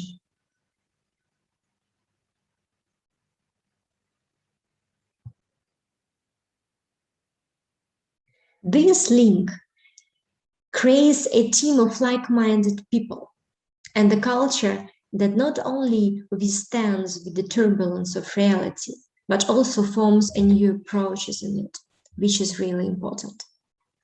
Thus, modern trends are based on the atmosphere of trust and innovations, multi-level leadership, business agility, in combination with digital culture and tools. This means that the role of strategic leadership is evolving towards effective managing change together with the team within the whole ecosystem in the turbulent environment. By saying this, let me wish you success in building strong teams in your organization. Let me tell you that if you manage to combine the objectives of your organizations with the values and interests of your employees, you can achieve much more altogether. Remember, together we achieve the extraordinary. Thank you very much. Have a good day and have fun in this conference. Goodbye.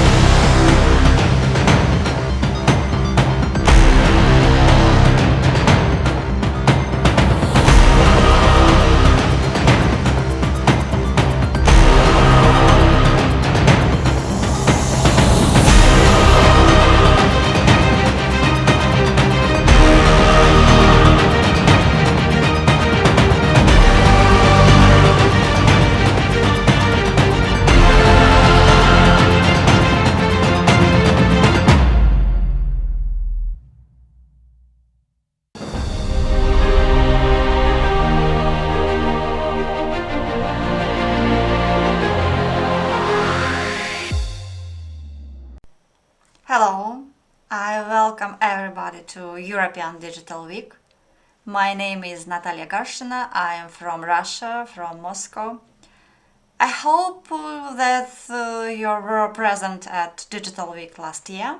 If not, I am glad that you are joining today. I thank the organizer for the invitation to speak at the conference again, to share my cases, my ideas, and to hear other speakers. My area of professional interests is organizational development and HR. Today I'll be talking about employee training in the organization.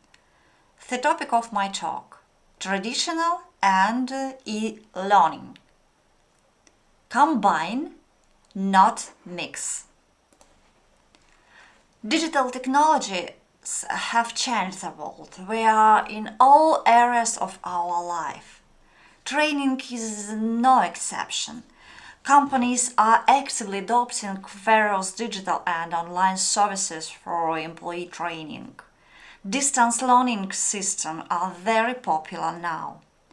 They allow us to save time and budget for employee training. But is it possible to move all employee training to a distance learning system?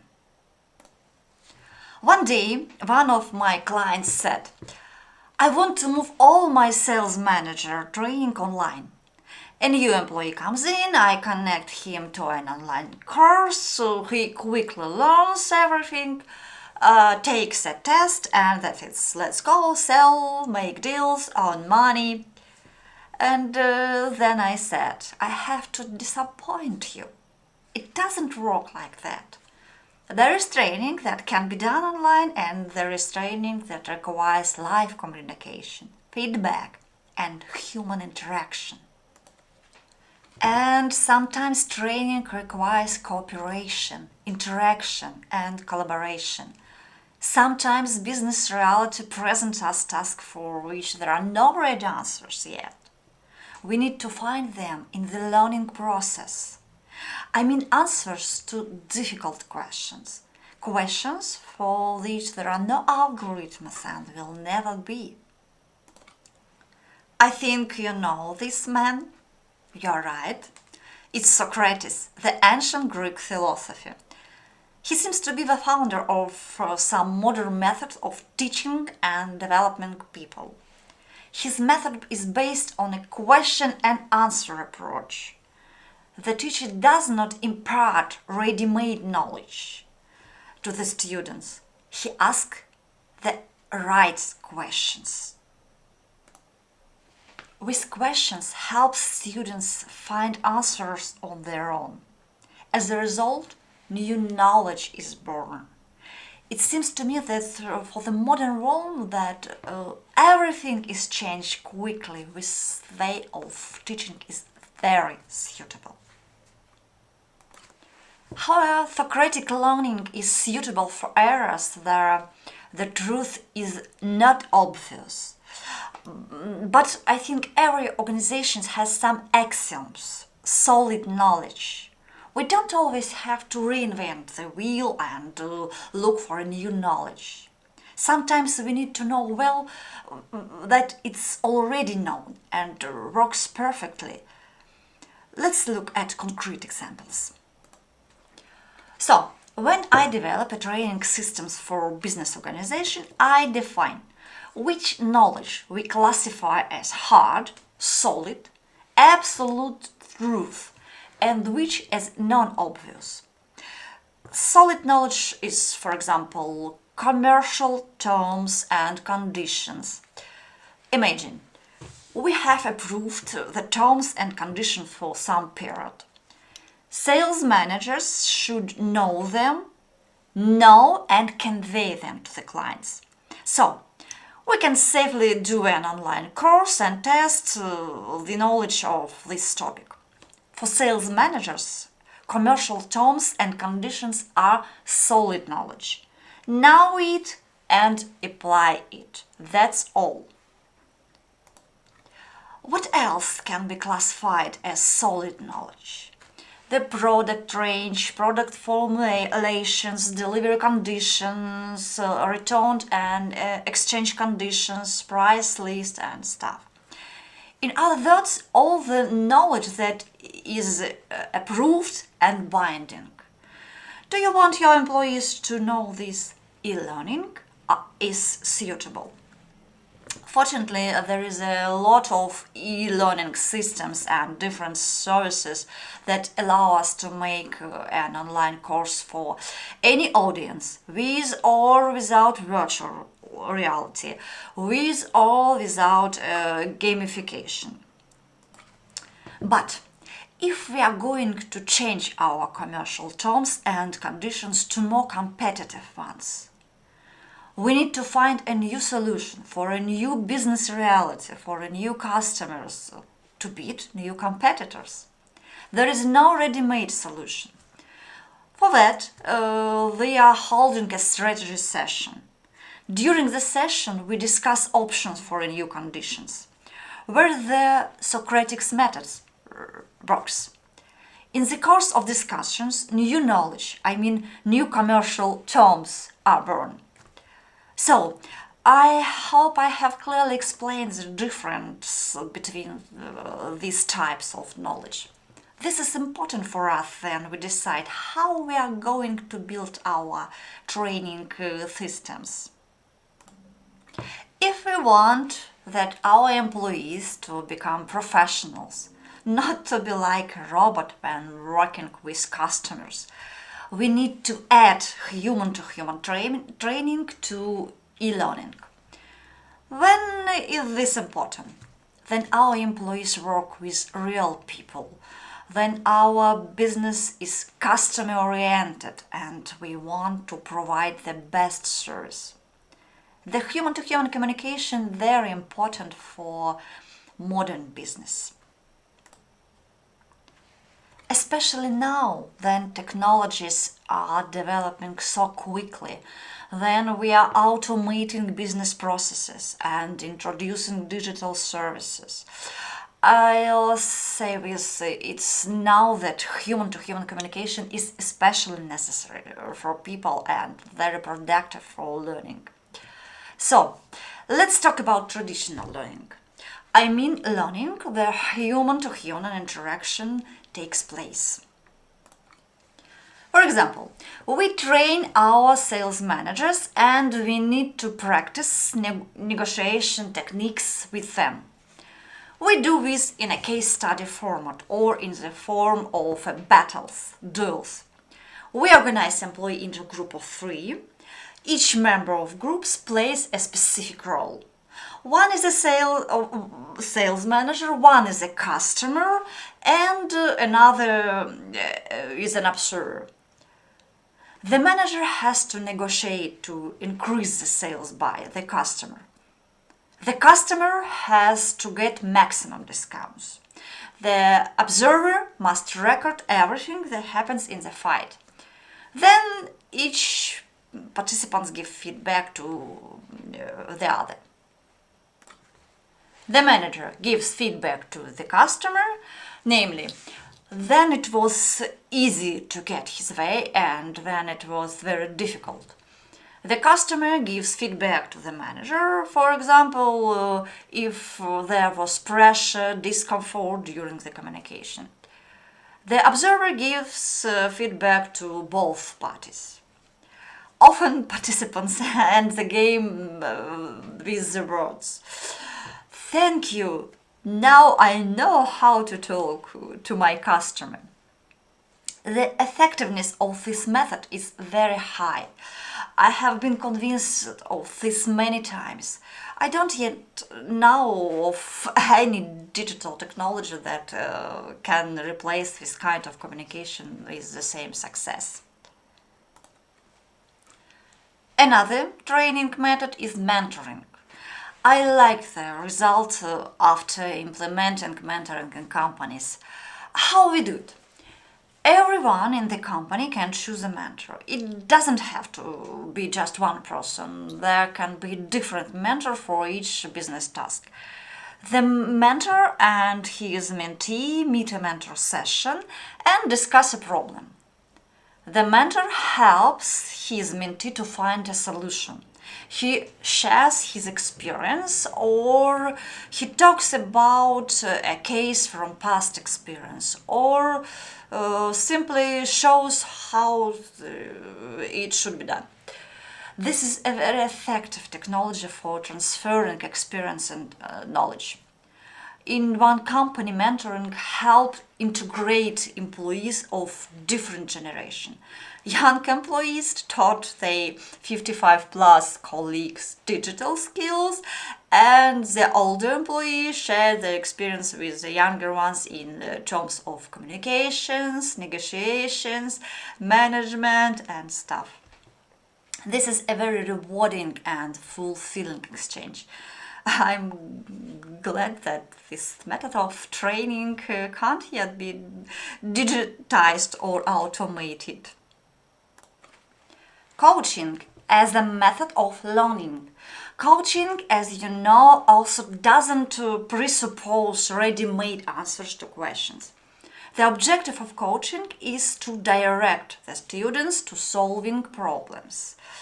I think it's very similar to what Socrates was talking about. Coaching is a partnership. Coaching is about teaching problem solving. Coaching helps people become the best version of themselves. It's also human to human interaction. Fortunately, artificial intelligence has not yet been trained to be a coach. Action learning, learning by doing. The Rekrivant method, I think you know it. The best teacher is the experience. That's what Rekrivant said. Let me briefly remind you of the method. Students learn by solving concrete situation. In action learning, questions are more important than answers. Rekrivant's learning formula is: learning is the sum of P knowledge and Q knowledge. P knowledge is programmable knowledge. We get it from textbooks, lectures at the institute, on the conference like that. Q knowledge is questionable knowledge. Students ask each other questions to find solution to non-standard situation. Action learning is a specific technology. I really like this method and the final results that come out of it. Strictly speaking, it's difficult for me to draw a clear line between the teaching method I have described. Maybe some of us would disagree with me and you may argue that the difference is serious, but for some reason I see a shadow of Socrates everywhere. And I want to look about another group of learning method. So, a group of learning methods that help develop people and develop organization. I'll call them idea generation methods. I would include brainstorming, Edward Bono's 6 heads, the inversion method, the association method, mental maps and stuff. I would even include facilitation, because facilitation helps to develop very important skills for business. People learn how to communicate more effectively, and so is also learning. In our fast moving world, the speed of decision making is very important. The quality of those decisions is important. Novelty is important. Idea generation methods teach to think outside the box, develop our thinking. And that means that our employees develop soft skills. I would even say this, our organization, our business develop its soft skills. And we need human-to-human communication. Each of these methods deserves a separate talk, but my speaking time is coming to end. In conclusion, I would like to say that today we have a lot of technical capabilities to implement distance learning system. We can make our e-courses interesting with game elements, with simulators, with virtual reality. But Q knowledges, human to human communication are very important in the digital age. And if you are like my client I described above, dreaming of e learning, only e learning, think about it. Don't deprive your organization, your business, of the opportunity to get ahead of the competition. Because today the competitive advantage isn't quality of products, it can't be copied. Not the price, it's impossible to learn it forever. Not new technology, it's an eternal race, but the ability of business to produce new ideas faster than competitors. And for this, we need motivated and inspired employees who are provided with the tools to produce new Q knowledge. So, let's teach our employees not thoughts, but teach how to think. Let's teach our employees to understand each other, to learn from each other, and let's combine traditional and e-learning, not mix. Thank you for your attention. I had a lot of pleasure with you today. I hope you have too. I would be happy to discuss training and development ideas with you, and I would be grateful if you could share your experience on training and development of organization. I wish you health, creative, opening, and prosperity. Goodbye.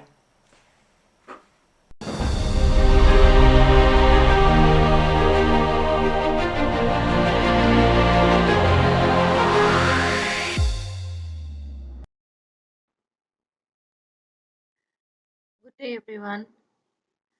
I'm going to speak on the topic Future of Human Resource Management. Before I start, let me just introduce myself. I'm Dr. Aftab.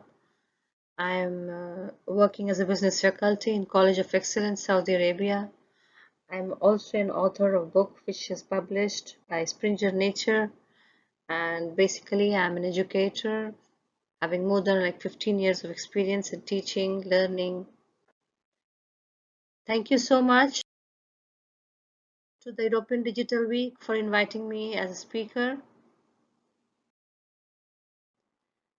So my learning objectives are lessons which we have learned from 2020, the pandemic effect, and the HR shift to drive success.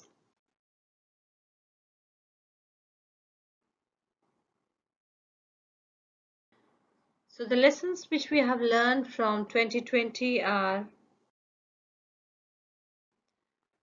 virtual work is going to stay. Twitter has decided that any employee who does not need to be in the office can work from home at any time. Even Microsoft announced in a similar way that working from home would become permanent and it's a part of corporate culture now. There are also other large firms like Facebook, Shopify, Slack that have also embraced this new reality of working from home and which is going to be normalized and elevated.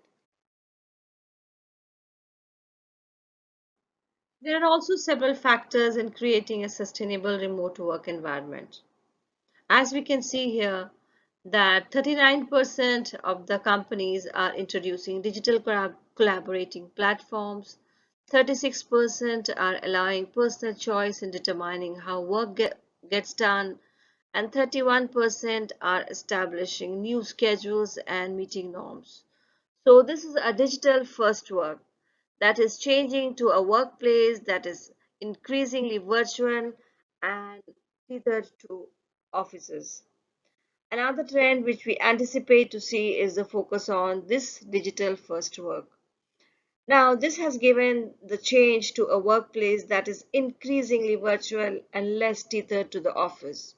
So, as business try to figure out how this new period will impact their culture and values, this has far-reaching repercussions. According to KPMG, 77% of the CEOs polled want to expand their usage of collaboration and communication technologies, with 67% preferring to invest in technology to 33% who are preferring to spend in the worker skills. So, similarly, in the same trend, Deltoid Global Human Capital Trends, which was a study done in 2021, also introduced digital collaboration platforms, which is a very crucial effect in ensuring long-term success. As David Miller says, digital HR is about process optimization in which social, mobile, analytics, and cloud based technologies are leveraged to make the HR function more efficient. However, the application of new technologies is not what makes the function digital.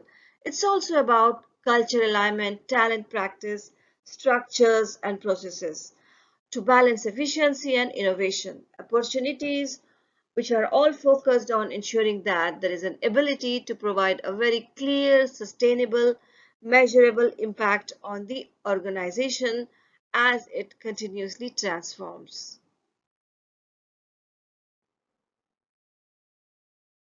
Virtual teams in virtual worlds, or we can say super teams, according to Deltoid, are the way of the future now. A super team combines people and technology to generate results which are faster and on a large scale than would be in which will not be achievable in other ways. According to their survey results, the following factors contribute to effective super teams. So, developing a culture of growth, flexibility, and resilience, upskilling, reskilling, and mobility to enable a capable workforce, which we all need. By implementing these new technologies, to describe the process of putting new technology, is 35% of executives surveyed. Again, according to Miller, the most challenging shifts that have related to changing the core HR practice, such as remote onboarding of new employees, the shift to virtual online learning and development interventions, rather than the more traditional face to face practices that employees have been used to. Now, additionally, it has been also found that organizations are still recruiting new hires. They have had to define assessment methods and techniques to embrace more online methods like video based interviews and automated based shiftings. Now, let us see what are the pandemic effect. Redesigning of the HR practices. The concept of design, according to Miller, should be a major priority in the coming years. So, what are your thoughts on this?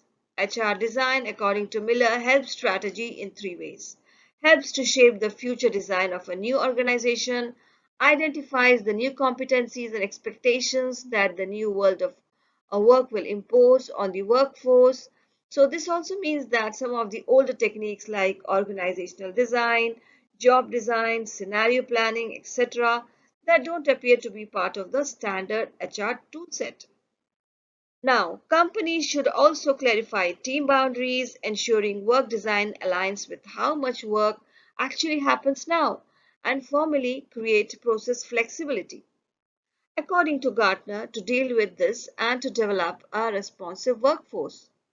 Deltoid highlighted that in addition to investing in collaboration tools and redefining expectations for schedules and meetings, there's also an emphasis on issues like leadership training, access to appropriate technology to support the work. But these findings revealed a misalignment of executive and staff priorities. Workers ranked increasing workers' well being as the third most important goal.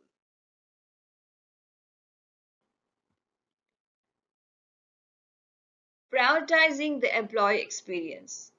So here 28% of the HR leaders will prioritize the employee experience in 2021. Now, employee feedback is very important. According to Gartner, employee engagement was the third more important major project in the HR leaders, while the employee experience is ranked sixth on the Gartner's list of HR leaders' objectives. It's evident that this trend is going to be relevant and crucial for future. So, focusing on the employee experience, similar to how the business focuses on the customer experience, can help quite a lot to boost the output, increase the customer satisfaction, result in increased employee loyalty. Also, it will encourage people to believe in the company's mission. The employee experience, however, has taken on a new shape now and meaning as a result of pandemic torrent of changes. So the struggle for the employee's heart and mind has become even more crucial now. As we see here, the employee feedback is a voice in another approach for organizations to improve the employee experience and also in uncertain times. There has been a survey which was done in Qualtrics, and it was found that the greatest approach to enhance employee feedback is to collect feedback from the employees and then act on it. With say 65% of employees stating that it's very extremely important for the firm to listen to feedback, the following are some of the advantages of converting from feedback into action, according to the studies. So employees in companies that do not have a listening program are twice as engaged. 70% are very or extremely likely to stay with the company for a longer period of time. And in the face of change, more than 90% will be the outside in wave move, that is, from value creation to value delivery. HR adds value by taking an outside in approach. Another trend Ulrich predicts we'll see is HR having an outside to in approach on corporate performance. Ulrich wrote in the same piece that this strategy is the next wave in the progression of HR's role. When HR customers aren't simply employees, leaders, or business strategies inside the company, but also stakeholders like customers, investors, and also communities, which are outside the company. So the inside out or outside in wave shifts from value creation to value delivery. The HR value delivery is captured when HR analytics are focused more on the impact of HR actions on important metrics rather than scorecards, dashboards, and insights. So here are some of the takeaways. Traditionally, talent-related activities can adapt to be viewed from outside and adjust to be viewed so that they can be seen in the changing times by ensuring that the right competencies are those that create customer and investor value, and by trying employee experience to customer experience, according to the report. Teams of individuals who work well together as a team will outperform a team of individuals who are all stars and who do not work together. Employees frequently imitate their leaders, and organizational capabilities frequently resemble leaders' personalities. Leadership at all levels of the business, moreover, sends out signals that views and actions are worth paying attention to. It is much more important in today's world. Mental health is really a concern. According to HIBOB's poll, the epidemic reduced mental health by 27% among the workers in US and UK. We are living in historic times. It should come as no surprise that the stress and anxiety that has brought swaths of the public are experiencing has taken its toll. As business hurried to respond to a crisis beyond their control, well-being became a factor that couldn't be overlooked.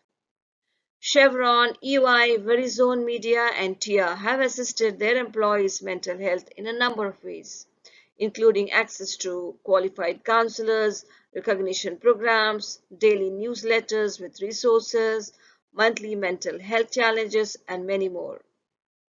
Employers had to rely on technologies to determine how engaged and productive their staff were, and then turn to data and insights for guidance.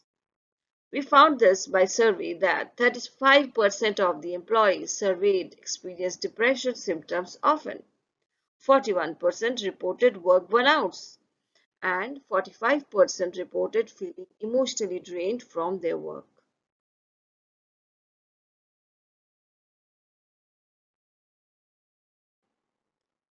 So, what does Business Group of Health say? 90% of the employers will provide telemental health services.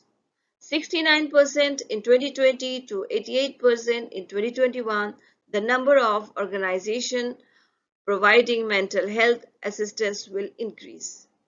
In 2021, 54% of firms will waive or cut mental health care cost.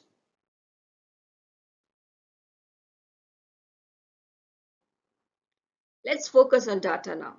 Data, as we all know, is the new currency when it comes to the workforce. So data is the new currency in the workforce, and the arrival of data should not alarm any HR practitioner, as long as HR preserves that personal touch. It provides understanding of three key areas, according to Milner. First, it demonstrates how effective HR strategies are at adding strategic or company value. Second, data enables HR to find opportunities to improve employee experience and processes. Third, it allows HR to demonstrate how its various functions match with associated business plans and demands. So, building skills is critical, and they are the critical competencies according to the research, and it is a top priority in 2021. CEO sees that talent risk as a biggest danger to growth as a result of pandemic, and developing skills and critical competencies is the top focus for 68% of HR leaders in 2021 according to the report. According to Deloitte expert, the issue goes far beyond reskilling and resilience, assisting our workers and by extensions, companies in adapting to uncertainty by providing tools, strategies in an important element of the equation. The ongoing emergence of AI and robotics is a major driver of the need for personnel to be suitably equipped in the face of this change. According to the McKinsey report, 68% of executives expect employment to expand in automation and technology roles, with 35% citing AI, automation, and robotics as areas where more qualified personnel will be needed. Need for innovation. Do we need innovation? Yes, of course. Economic problems and social upheavals have prompted the need for innovation. According to Ulrich, notable situations from 2020 such as pandemic demands, economic problems, social upheavals have prompted the need for innovation. Using empirical facts, guidance assists in identifying the optical answer. Technology has enabled digital information to progress beyond descriptive dashboards and scorecards to insights based on big data to recommendations to decide which activities deliver specified outcomes. So now looking at the true nature of the organizations are revealed now. The epidemic, social justice issues, and economic troubles have all focused attention on business. And everything that has been said so far has boiled down to how business have and will respond as the voyage into uncertain future folds. So, values, objectives, cultures are going to solidify and emerge as a result of how business are responding to issues like whether or not to enforce vaccination for in-office workers, how to handle these lawsuits, how and when to return to work, as well as the safety precautions taken to assure the employees' concerns, and when working from home is no longer necessary for safety concerns, the extent to which employees are permitted to do so, what are the best well-being indicators to look for, etc., etc. So now we can say the true nature of the organizations has come forth, and it's really a new time to check. So what should we do? We have to accept the future. HR may also contribute to success by providing assistance and having an outside-in strategy. 2020 will be remembered as a year of unprecedented transformation. As we approach 2021, a new environment is going to be developed, highlighted by lessons which we have gained from the epidemic, and fresh or renewed commitment in areas like employee experience, virtual work, mental health have all contributed. The ability of companies to execute and thrive will be greatly influenced by team design, evolution, as well as skill development. So, as business seeks to evolve in the face of new challenge, they will increasingly rely on data to improve procedures, produce value, and build alignment. HR may also contribute to success by providing assistance and having an outside-in strategy. So much for inviting. Congratulations to all the speakers, and I hope all of you do well. Thank you so much.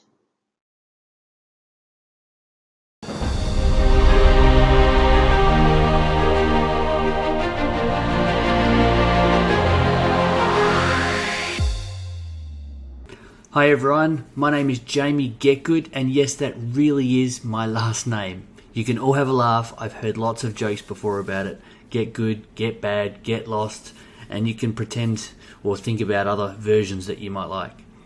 So we're going into our next session for European Digital Week, and I'm going to change the tact a little bit and give you a case study of a significant change that I was involved in Australia that had incredible impacts not only across this whole country but across our workforce and the automotive industry.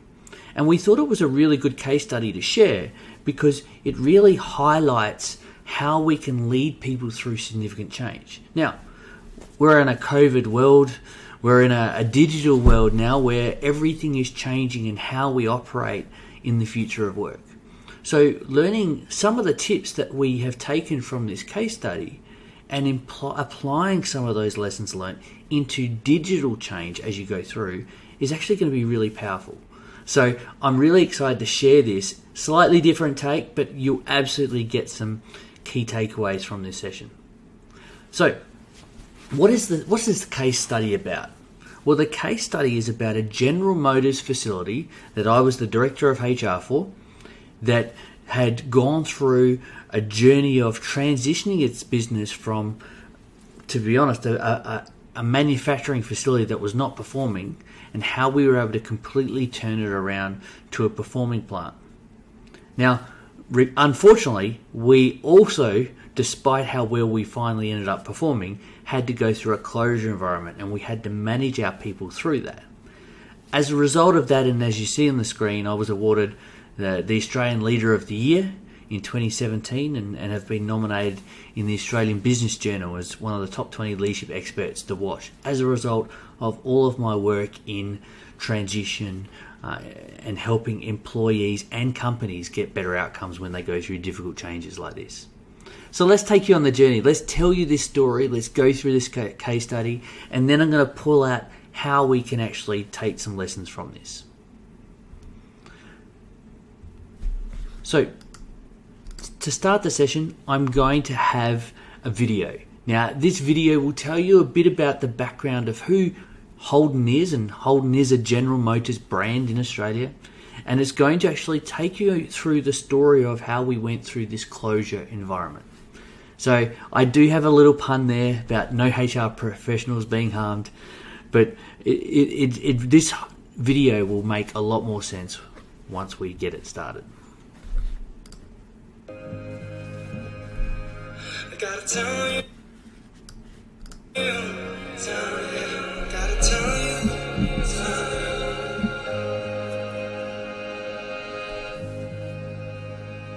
I gotta tell you, gotta tell you.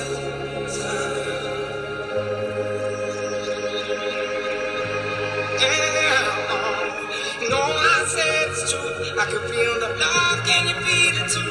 I could feel it. I could feel it. You know I said it's true. I could feel the love. Can you feel it too? The project became a reality, and in 1948, Prime Minister Chipley launched Australia's own car, You know I Holden. said it's true. I could feel the love. Can you feel it too? I could feel it. I could feel it. Yeah. You know I said it's true. I could feel the love. Can you feel it too? I could feel it. I could feel it. You know I said it's true. I could feel the love. Can you feel it too? I could feel it. I could feel it.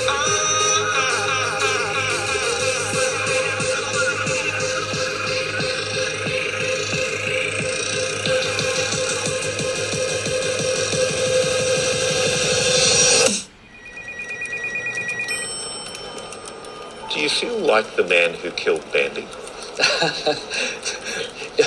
No, because I think the economic environment we're in is really what impacted auto manufacturing in this country. So it's not myself, it's not the leadership team here, it's the economic factors that we were facing. It just wasn't economically viable. Australia's last car assembly line is at Elizabeth in Adelaide. Everyone here is being shown the door, and it's the same at the vast ecosystem of suppliers around Australia. Nationally, 40,000 people are affected.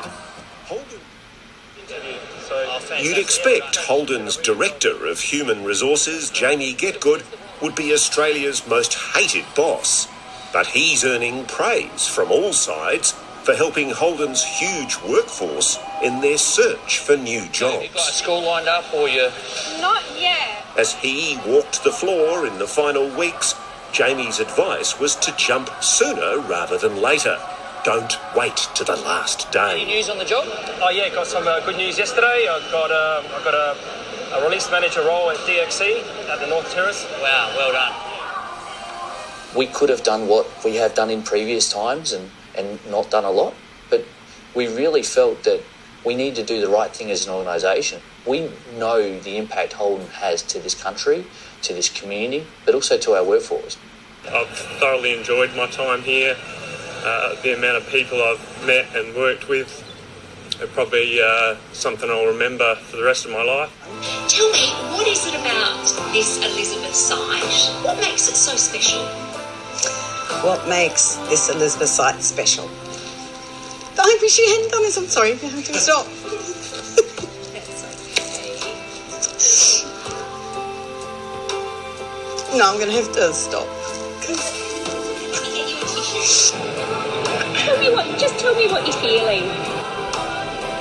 I can honestly say working with the people here at Holden has been such an amazing experience, not only just to learn about the workforce and the skills that they have, but what kind of people they are as well. So they're an amazing group of people, and it's an honour to work here and have the position that I have working here. That's Driving around the roundabout this morning on the way into work, and you see the big Holden symbol on the paint shop as you come around the roundabout, and I just felt it. I just felt the hit as I drove past.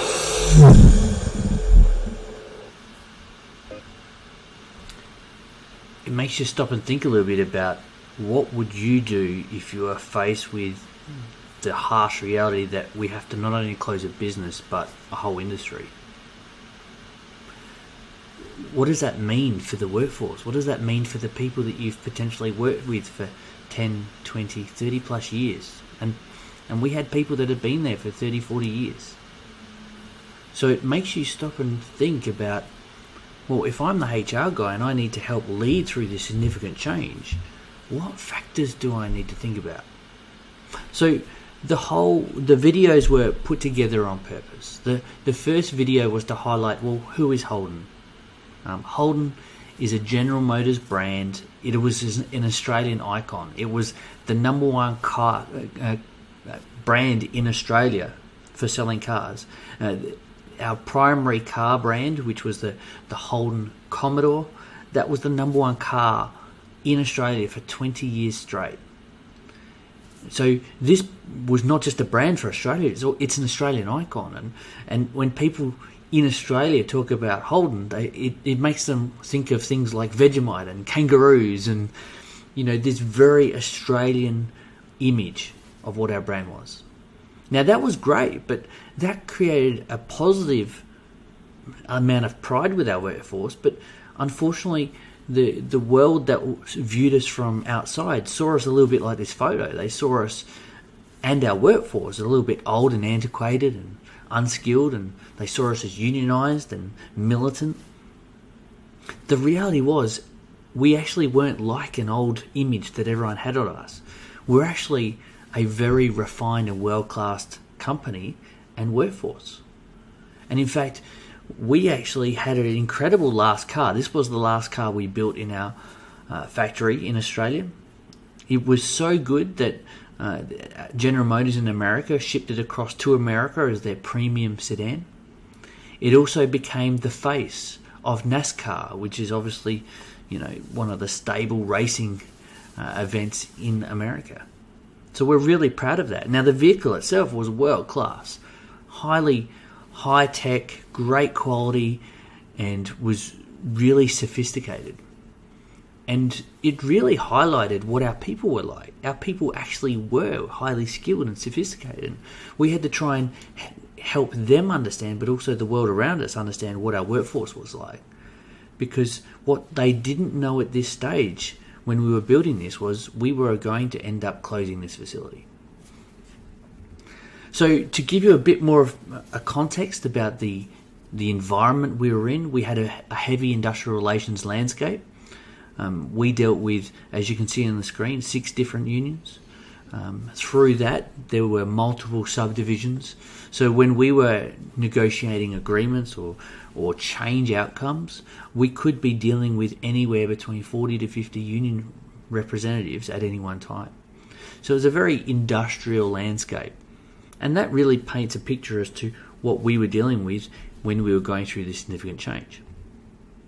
But to tell you a bit about the story and how we got to this significant change, we had been fighting closure for about 10 to 15 years. And that really came to light in 2009 when the global financial crisis hit and General Motors went through Chapter 11 bankruptcy, and we didn't know if we were going to survive as a company. But we went through this journey of, well, how do we help our workforce stay in the business despite the fact that we're not selling cars in 2009? So we worked with our unions, we worked with our people, and we came up with an outcome called One Shift, Two Crew. And I'm not going to spend any time on that because obviously that's not the main theme today. We went through 2011, 2012. I joined the organisation, and we were just starting to try and look at, well, how do we take a serious look at our culture and our people? Because the reality was, when you look at our engagement surveys, and this is the Aon Hewitt engagement survey that we used to do within General Motors, our Holden facilities across the country had an engagement rate of about 36%, which is not good at all. Now, interesting, if I then break that down into our manufacturing environment when I started in 2011, our manufacturing numbers were closer to about 18%. So we were not in a healthy place from a culture point of view. Now, what did this all mean for our Holden facility in the General Motors world? Well, because we were in this place, we were a bottom quartile performer within General Motors. Now, that's a big deal. General Motors have 170 factories around the world. They're a very large organisation, very professional organisation. You don't want to be in the bottom quartile. So I got brought in as part of my role to go, well, look, obviously come and lead the HR team here in Adelaide, South Australia. But what do we need to do to change culture?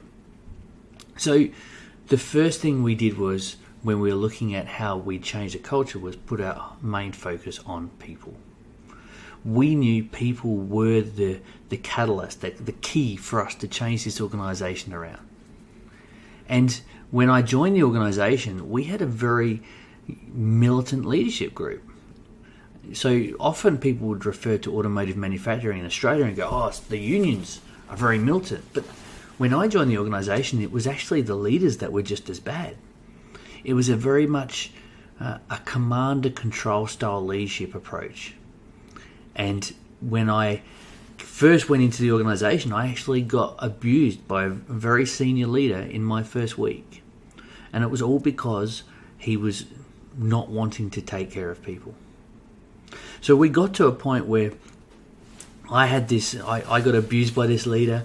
I went up to our executive director of manufacturing and said, that behaviour is not appropriate. We need to change this, or our business is not going to get out of being a bottom quartile performer. So to his credit, he said, you're right. We actually need to draw a line in the sand.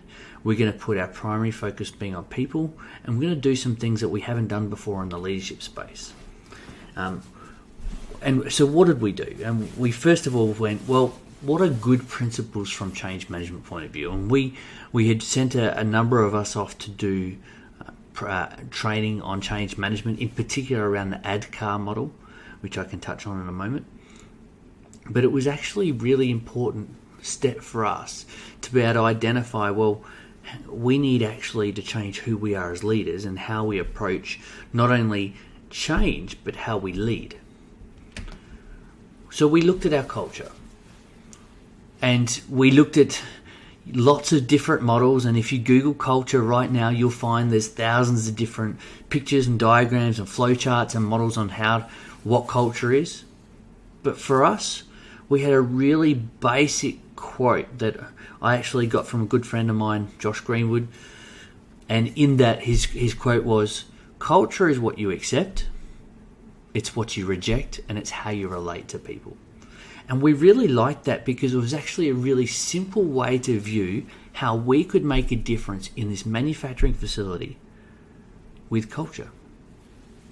So we then decided, okay, let's draw a line in the sand. We brought all of our leaders into a big meeting, and we talked about some of the things that we needed to do to change how we were going to lead. And that very first one, and this is just a handful of items that we did to change our leadership, but the primary focus behind all of these dot points was we want our focus to be on our people. Now that was difficult because if you look at how our business had evolved, a lot of our leaders had grown through the business and were either the best widget makers or the best engineers. And that's great because they had specialist skills, but we hadn't invested in the people leadership side. So I ended up doing a lot of training sessions around helping leaders understand some of the values of relational leadership and how to do one-on-ones and how do you handshake someone, or why should you smile at someone when you walk in at work. And these sound like basic things, but they are the basics to leadership.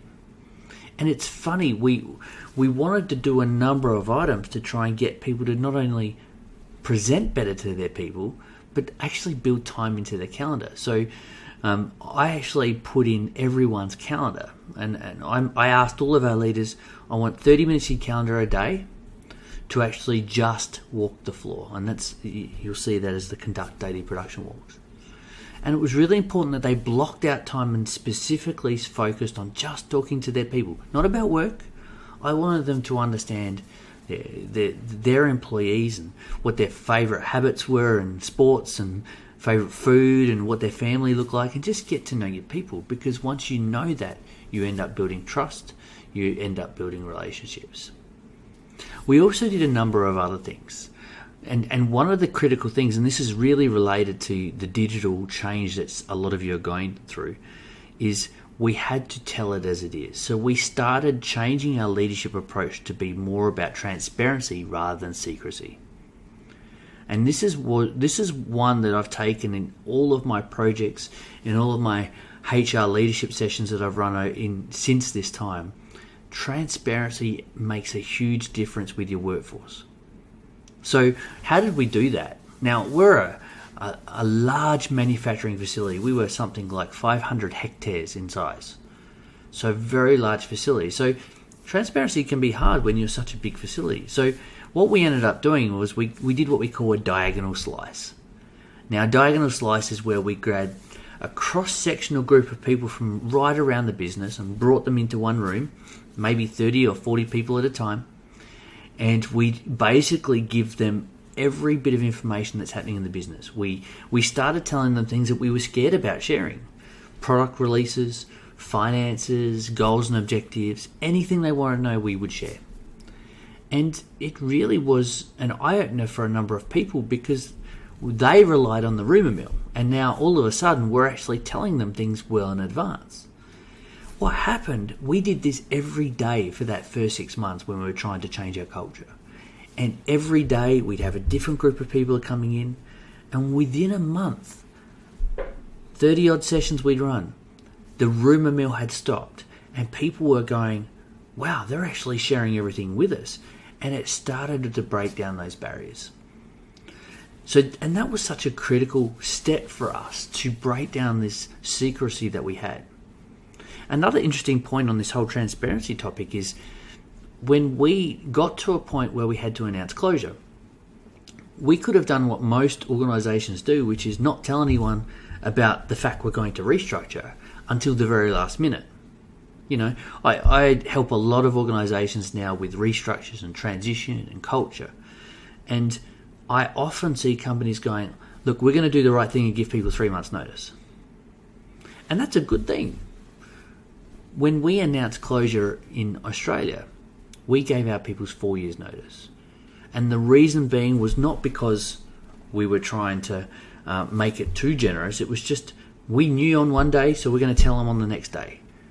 It was not about timing. It was all about being transparent. And what that did for our workforce, it built an incredible level of trust that no matter what happened in the business, we were going to talk to them. And you can see a number of other items on this list that we did. We focused on the why. We built why into everything we did. We ran sessions with our leadership around trust and verify and trusting their people, but verifying on a regular basis. And that include building in a one-on-one process, a relational one-on-one process where people can talk to their leaders about their aspirations and their dreams and their continuous improvement ideas, not just about the job that they do. We started putting in place different communication strategies, and we used a digital app called Connective to try and get all of our communication directly to our employees rather than through email or through a supervisor. We started celebrating and recognising our people. We started having fun engagement activities. It was a whole heap of things we did in this people space to try and prepare people for this closure, for this change. So we did that, and once we started seeing changes in our culture, we got to 2013, which was about 18 months after we started all those people initiatives. And all of a sudden, we had our business completely performing. We had moved in 18 months from a bottom quartile business in General Motors to a top quartile business within General Motors. It's a significant change, all because we focused on our people first. But we got to 2013, and despite that, we knew that the building cars in Australia economically just didn't make sense anymore. And there's so many factors behind this. It was a high Australian dollar. It was a tariff system we had that was meant to protect the automotive industry. It was co-investment from the government. It was logistics and bringing parts across to Australia because we're so far away from every other country. It cost a lot of money. So there were lots of factors why it didn't make sense to build cars in Australia. So at the end of 2013, we had to announce that we were going to close. But when we announced closure, we had a very much a people-focused approach. And we knew if all we did as a leadership team is shrink the business, we've actually failed our people and failed our customers. We knew our people genuinely cared for each other. So how do we as a leadership team come up with a program that takes care of them on the journey? So what we did was we thought, all right, we know our people care, let's start building positive language. And we came up with this mantra called our last car Or if you're in the engine plant, our last engine will be the best we were ever built. And we used to say it a lot and repeat it and put it in all of our communications. And what was beautiful was our people picked up this mantra and they were saying it themselves. Our last car is going to be the best car. Now, when you're now dealing with the closure environment, you also got to think, well, we had this iconic, Australian iconic brand. We have to really respect the past, because we had this really loyal customer following who had bought our cars for 100 odd years, and they were really dedicated to our brand. So you have to make decisions that's really careful about our customers, but you have to be mindful about the people in the present. We had a workforce that are now dealing with this change, going, this impacts my life. I thought I was going to be here till retirement. Now I don't know what I'm going to do next. We also had to think of our future. The reality was, whilst we weren't going to build cars in Australia, we were going to import them. So what do you do from a brand image point of view, knowing that you've just announced you're closing all your manufacturing operations? So our planning had to be really considered in how we managed this change. So we thought, well, what are we going to do to make this happen? So we got our leadership team together, I got my HR team together, and we brainstormed how do we manage the change element of this significant closure. Now, as you heard on that video, this was not just us closing our manufacturing facility. This ended up being the whole industry. Ford and Toyota had similar facilities in Australia, and at the very same time, we all three of our organisations announced closure at the same time. So we were no longer just dealing with one car manufacturing company closing, it was the whole industry. Now, that then has some other challenges because there's a whole supply chain that is now going to close. So, as the video said, the estimates are somewhere between 40 to 60,000 people around Australia were going to lose their job because of our closure. So, knowing this, we thought, as a leadership team, we have to do something that's not just going to impact our people, but the broader community. So we went through our ADCAR training and went through the various steps of awareness and desire and knowledge. And that was the first 3 steps. And those first 3 steps are really important when you're bringing your workforce on the journey. Helping them be aware of the situation. Helping show them a desire that the future is going to be okay, and then giving them the knowledge they need to be able to transition through that. And those first 3 steps was what helped drive us towards building a transition program that actually made a difference. Now, as I said before, we decided we were going to give our workforce 4 years notice. So that sounds like a really good idea to support your workforce. But this now brings in, as a HR point of view, a significant challenge, because now there's this expectation that we're going to do more than just exit them in 4 years. We're going to help them on the journey. Now, our heart always was to help them. So I got my HR team together, we brainstormed, and we looked at who does the best closures and transitions all right around the world. And we researched companies like Boeing and Shell and BHP and General Motors, and we looked at all the great transition programs and closures and looked at who did it best. And we came up with this model that's on the screen, which was our 4-phase approach to transitioning our workforce over 4 years. So think about it. People have 4 years. We had to do phase 1 first and help them understand themselves and the environment they're in. The reality is, unemployment rates in the area we were in were actually really high. And we also knew that people didn't even understand their own skill sets. I had one particular gentleman say to me, Jamie, I'm grateful that you want to help us transition to a new job after Holden, but I just put lights on a car. And we had to help him understand that no, you don't just put lights on a car. You have these incredible transferable skills that you can take into any organisation. Things like understanding how to work within a standard operating procedure, the quality tools and systems that you've learned through your career at Holden, the problem-solving techniques that you've learned, the quality systems, the lean and continuous improvement tools that we've given you. You don't just build cars. You've got all this significant training that can be used in any industry. In fact, because you've been trained so well in it, other industries are going to love you. So this understanding phase was really important. So when they go into phase 2 and they start exploring what career they wanted after we closed our operations, we could then help them through this journey.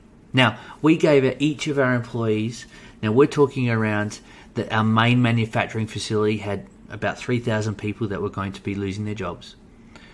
So we gave each of them one-on-one career counselling to help them start really digging deep into what their future could look like based on their interests and their skill sets. And this was really a powerful session because people were going, wow, I thought I was going to be a manufacturing guy. I now have an opportunity with 4 years notice to retrain towards a future career. And we gave them up to $4,000 Australian each to train towards that future career. So we helped them with some of those training costs.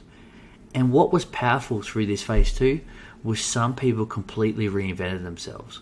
We had people all of a sudden going from manufacturing into aged care or healthcare industry because of the training that they had received over that 4-year time frame. We had a couple that became bankers. We had people going into construction and mining and various industries that we never expected because we gave them time to consider themselves and understand, develop their career and what they wanted, and give them tools, resources and training to do that. But it wasn't just about the career piece and the training piece. We had to go to phase 3 and give them job readiness support. Now, we didn't do a standard outplacement program like a lot of organizations do. We did a really in-depth program where over the next 4 years we trained them in everything, in not only resume skills and interview skills, but what is the psychology and the behavioral side of getting a job, and how do we help you on that? How do we help you with the underpinning part on the bottom, the orange, the health and wellbeing initiatives? How do we get your body healthy and right? How do we get your mental health healthy and right? How do we get your relationships and your finances right? Because if we can get your holistic body, mind and soul right, when you go to interview and you leave us, you're actually going to present better. Which then led to phase 4. People started getting job opportunities, and it happened even whilst they were still working for us. And we were happy for that because we wanted to make sure we help people transition. In the end, people went through this, transition, and within 12 months we had this centre that we kept open even though we were still closed.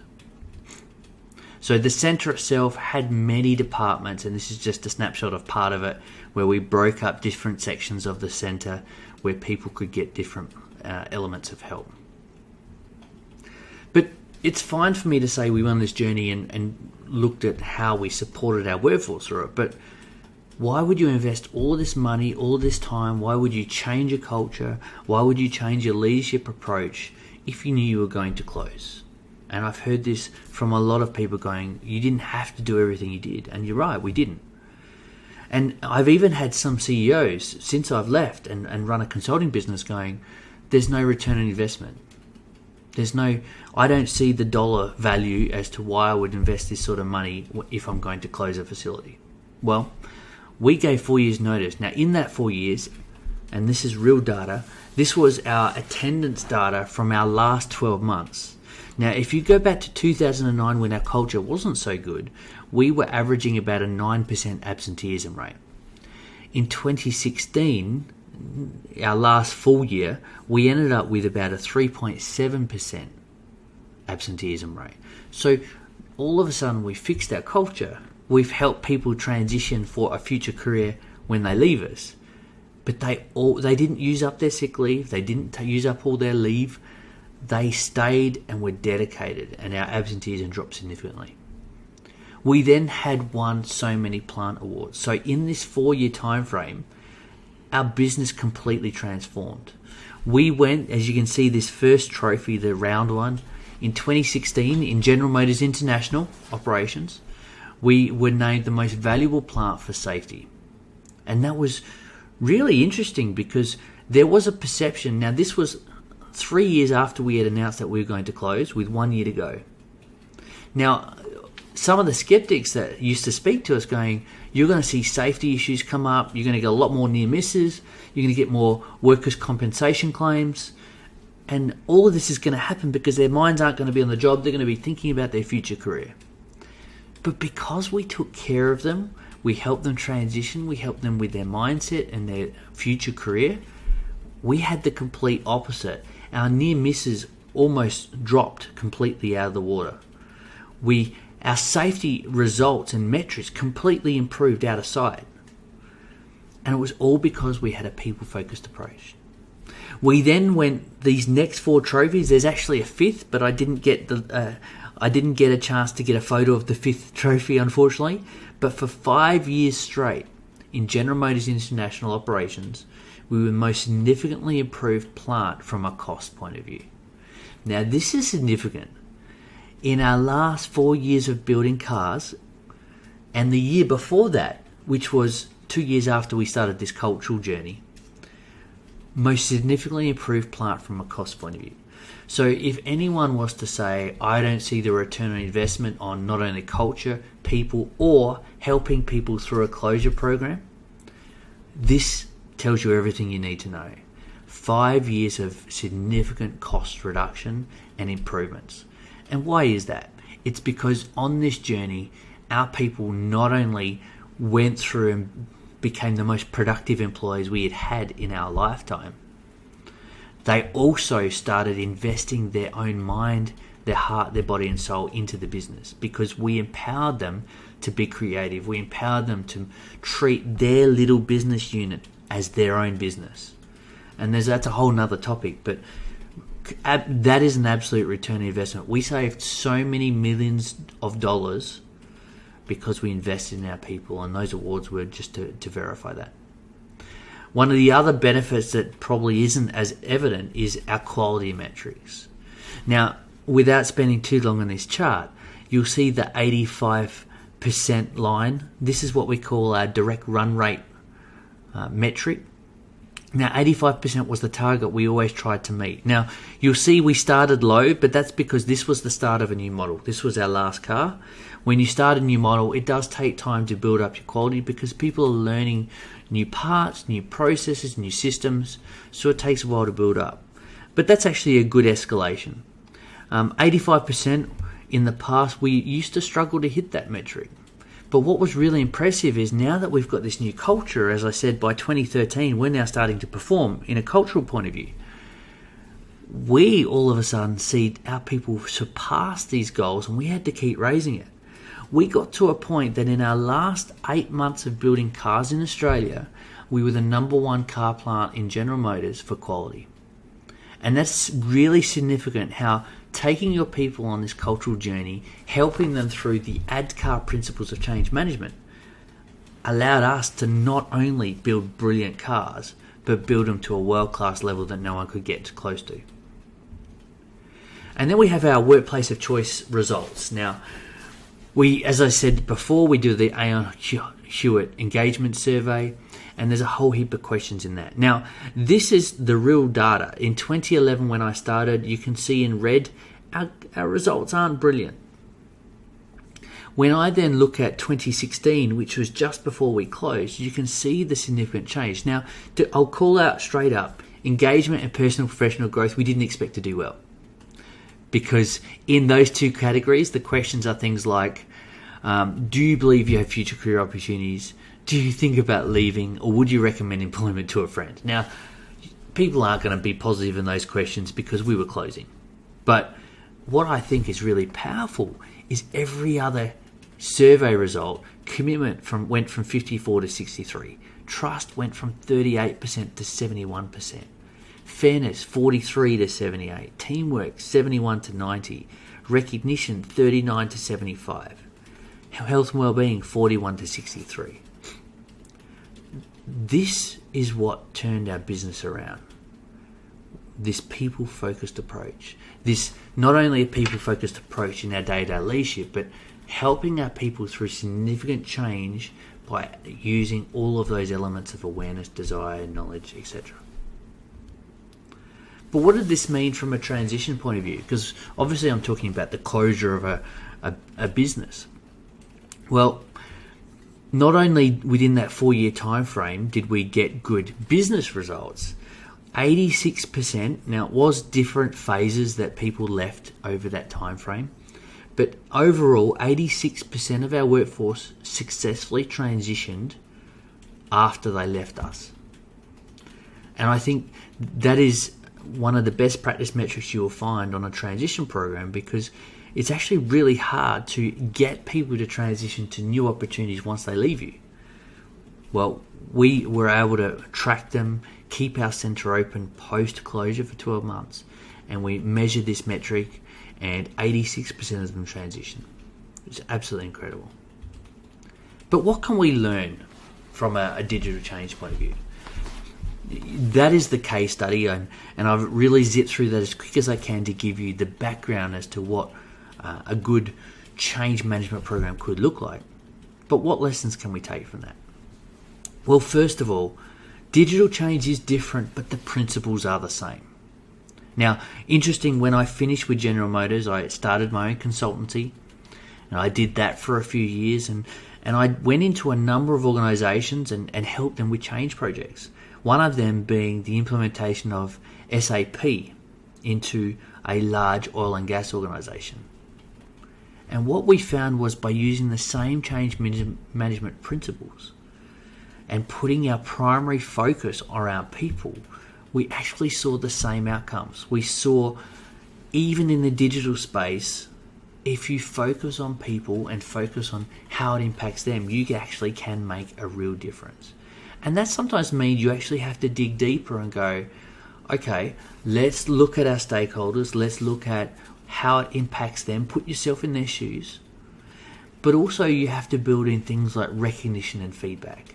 And it's actually, when you go through this change management piece, it's actually a critical part, especially in the digital space as well. It's easy to go, well, let's roll out this new software, let's roll out this new digital change, and we've got a remote workforce, they'll be fine. But sometimes that makes it even harder because you don't see them as often in a remote environment. Recognition can get lost, and feedback sometimes can get lost. So there has to be an even more deliberate focus on recognition and feedback in the digital world. But it's also important that we take care of our people physically, mentally, and emotionally.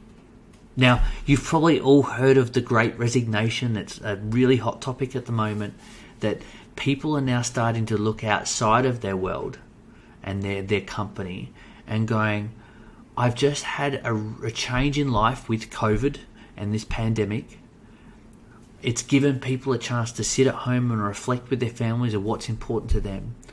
And there is a real strong belief that all of a sudden people are actually going to move based on things that inspire them, things that are going to help them physically, mentally, and emotionally. People want more flexibility. They want purpose. And these actually are really important when you're going through digital change, that you're considering these elements, because it's all impacting people and how they view work right now. Interesting, I do a lot of work in the United States at the moment, and there are already very strong signs that this Great Resignation is already here. And we are, having worked in the staffing industry at the moment, we see a lot of this. So you need to take care of your people physically, mentally, and emotionally. Also, start transparency. As you saw from that case study, a huge part of our cultural shift was being transparent with people. I've also done many change projects, as I said, outside of this, and when I've been in organisations that haven't wanted to be transparent, what happens is people make their own assumptions. So they don't transition well, they don't go through change and take on new software or take on new digital programs well, because there's an underlying belief that maybe there's something that's not right. I'll give you an example. When we implemented that connective communication app, we actually had a really hard time initially, because we were trying to understand, why aren't people taking up this software? It actually gives them the information they need. And when we started talking and engaging with our workforce and having regulated conversations, we realized that some people believed that it was a tool or an app we wanted them to download so we could track them. And once we knew that, we could then put in actions in place to try and address that and communicate that that's actually not the case. And that alone allowed that take up of that tool to be picked up quickly. So transparency is a really important one. If you don't outline all of the outcomes and the reasons behind this, people will make their own assumptions, and that may mean their mind goes into tangents that you don't want.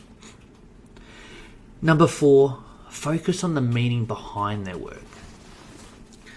I think this is actually a really important topic because it's very easy for us to give people work and not focus on what the meaning is. Now, it doesn't matter what your role is, everyone has a purpose in what they do in the business. Sometimes we actually have to invest in how we tell people what their work is and how it's important. Another example is I went into an organisation recently who had a payroll team that wasn't performing. So I came in, I coached the payroll manager and the payroll team. And what I found out was that they saw their role as just a data process role. They thought, Jamie, our role's not important, we just push data. And we had a session, I went through a bit of a Simon Sinek start with why session with them and talked through why their role is actually important and help them understand that they actually allow people to have an incredible life outside of the workplace because people don't have to worry about finances. And when you started digging deeper about their why, all of a sudden it brought meaning to their work, even though they thought they were just data pushers. Their whole payroll team completely transformed after that point. 5th point, don't forget change management principles. I've talked about ADKAR, but there's lots of change management tools out there. Change management is not just about a process, it's really about investing in the people element or the people side of change. You also need to start thinking about what skills you're going to develop in the future. Now, the World Economic Forum ran a session, I think this was in end of 2019, just pre-pandemic, and they were looking at leadership through the lens of this 4th industrial revolution. Now, we're now going into a world where AI is going to become the norm, and some of the blockchain and tech that we're getting used to is changing the landscape. It will change the way we will lead in the future. And the World Economic Forum said that there are 6 dimensions of leadership in this new revolution, this new digital world. And it does include things like responsibility and accountability, systems leadership, technology leadership, entrepreneurial leadership, adaptive leadership and shaping societies. It's actually, as you can see, it's shifted to have very much this digital technology focus. But also this entrepreneurial piece, I just want to touch on that briefly. We are going to have to think a little creatively and differently as leaders going forward.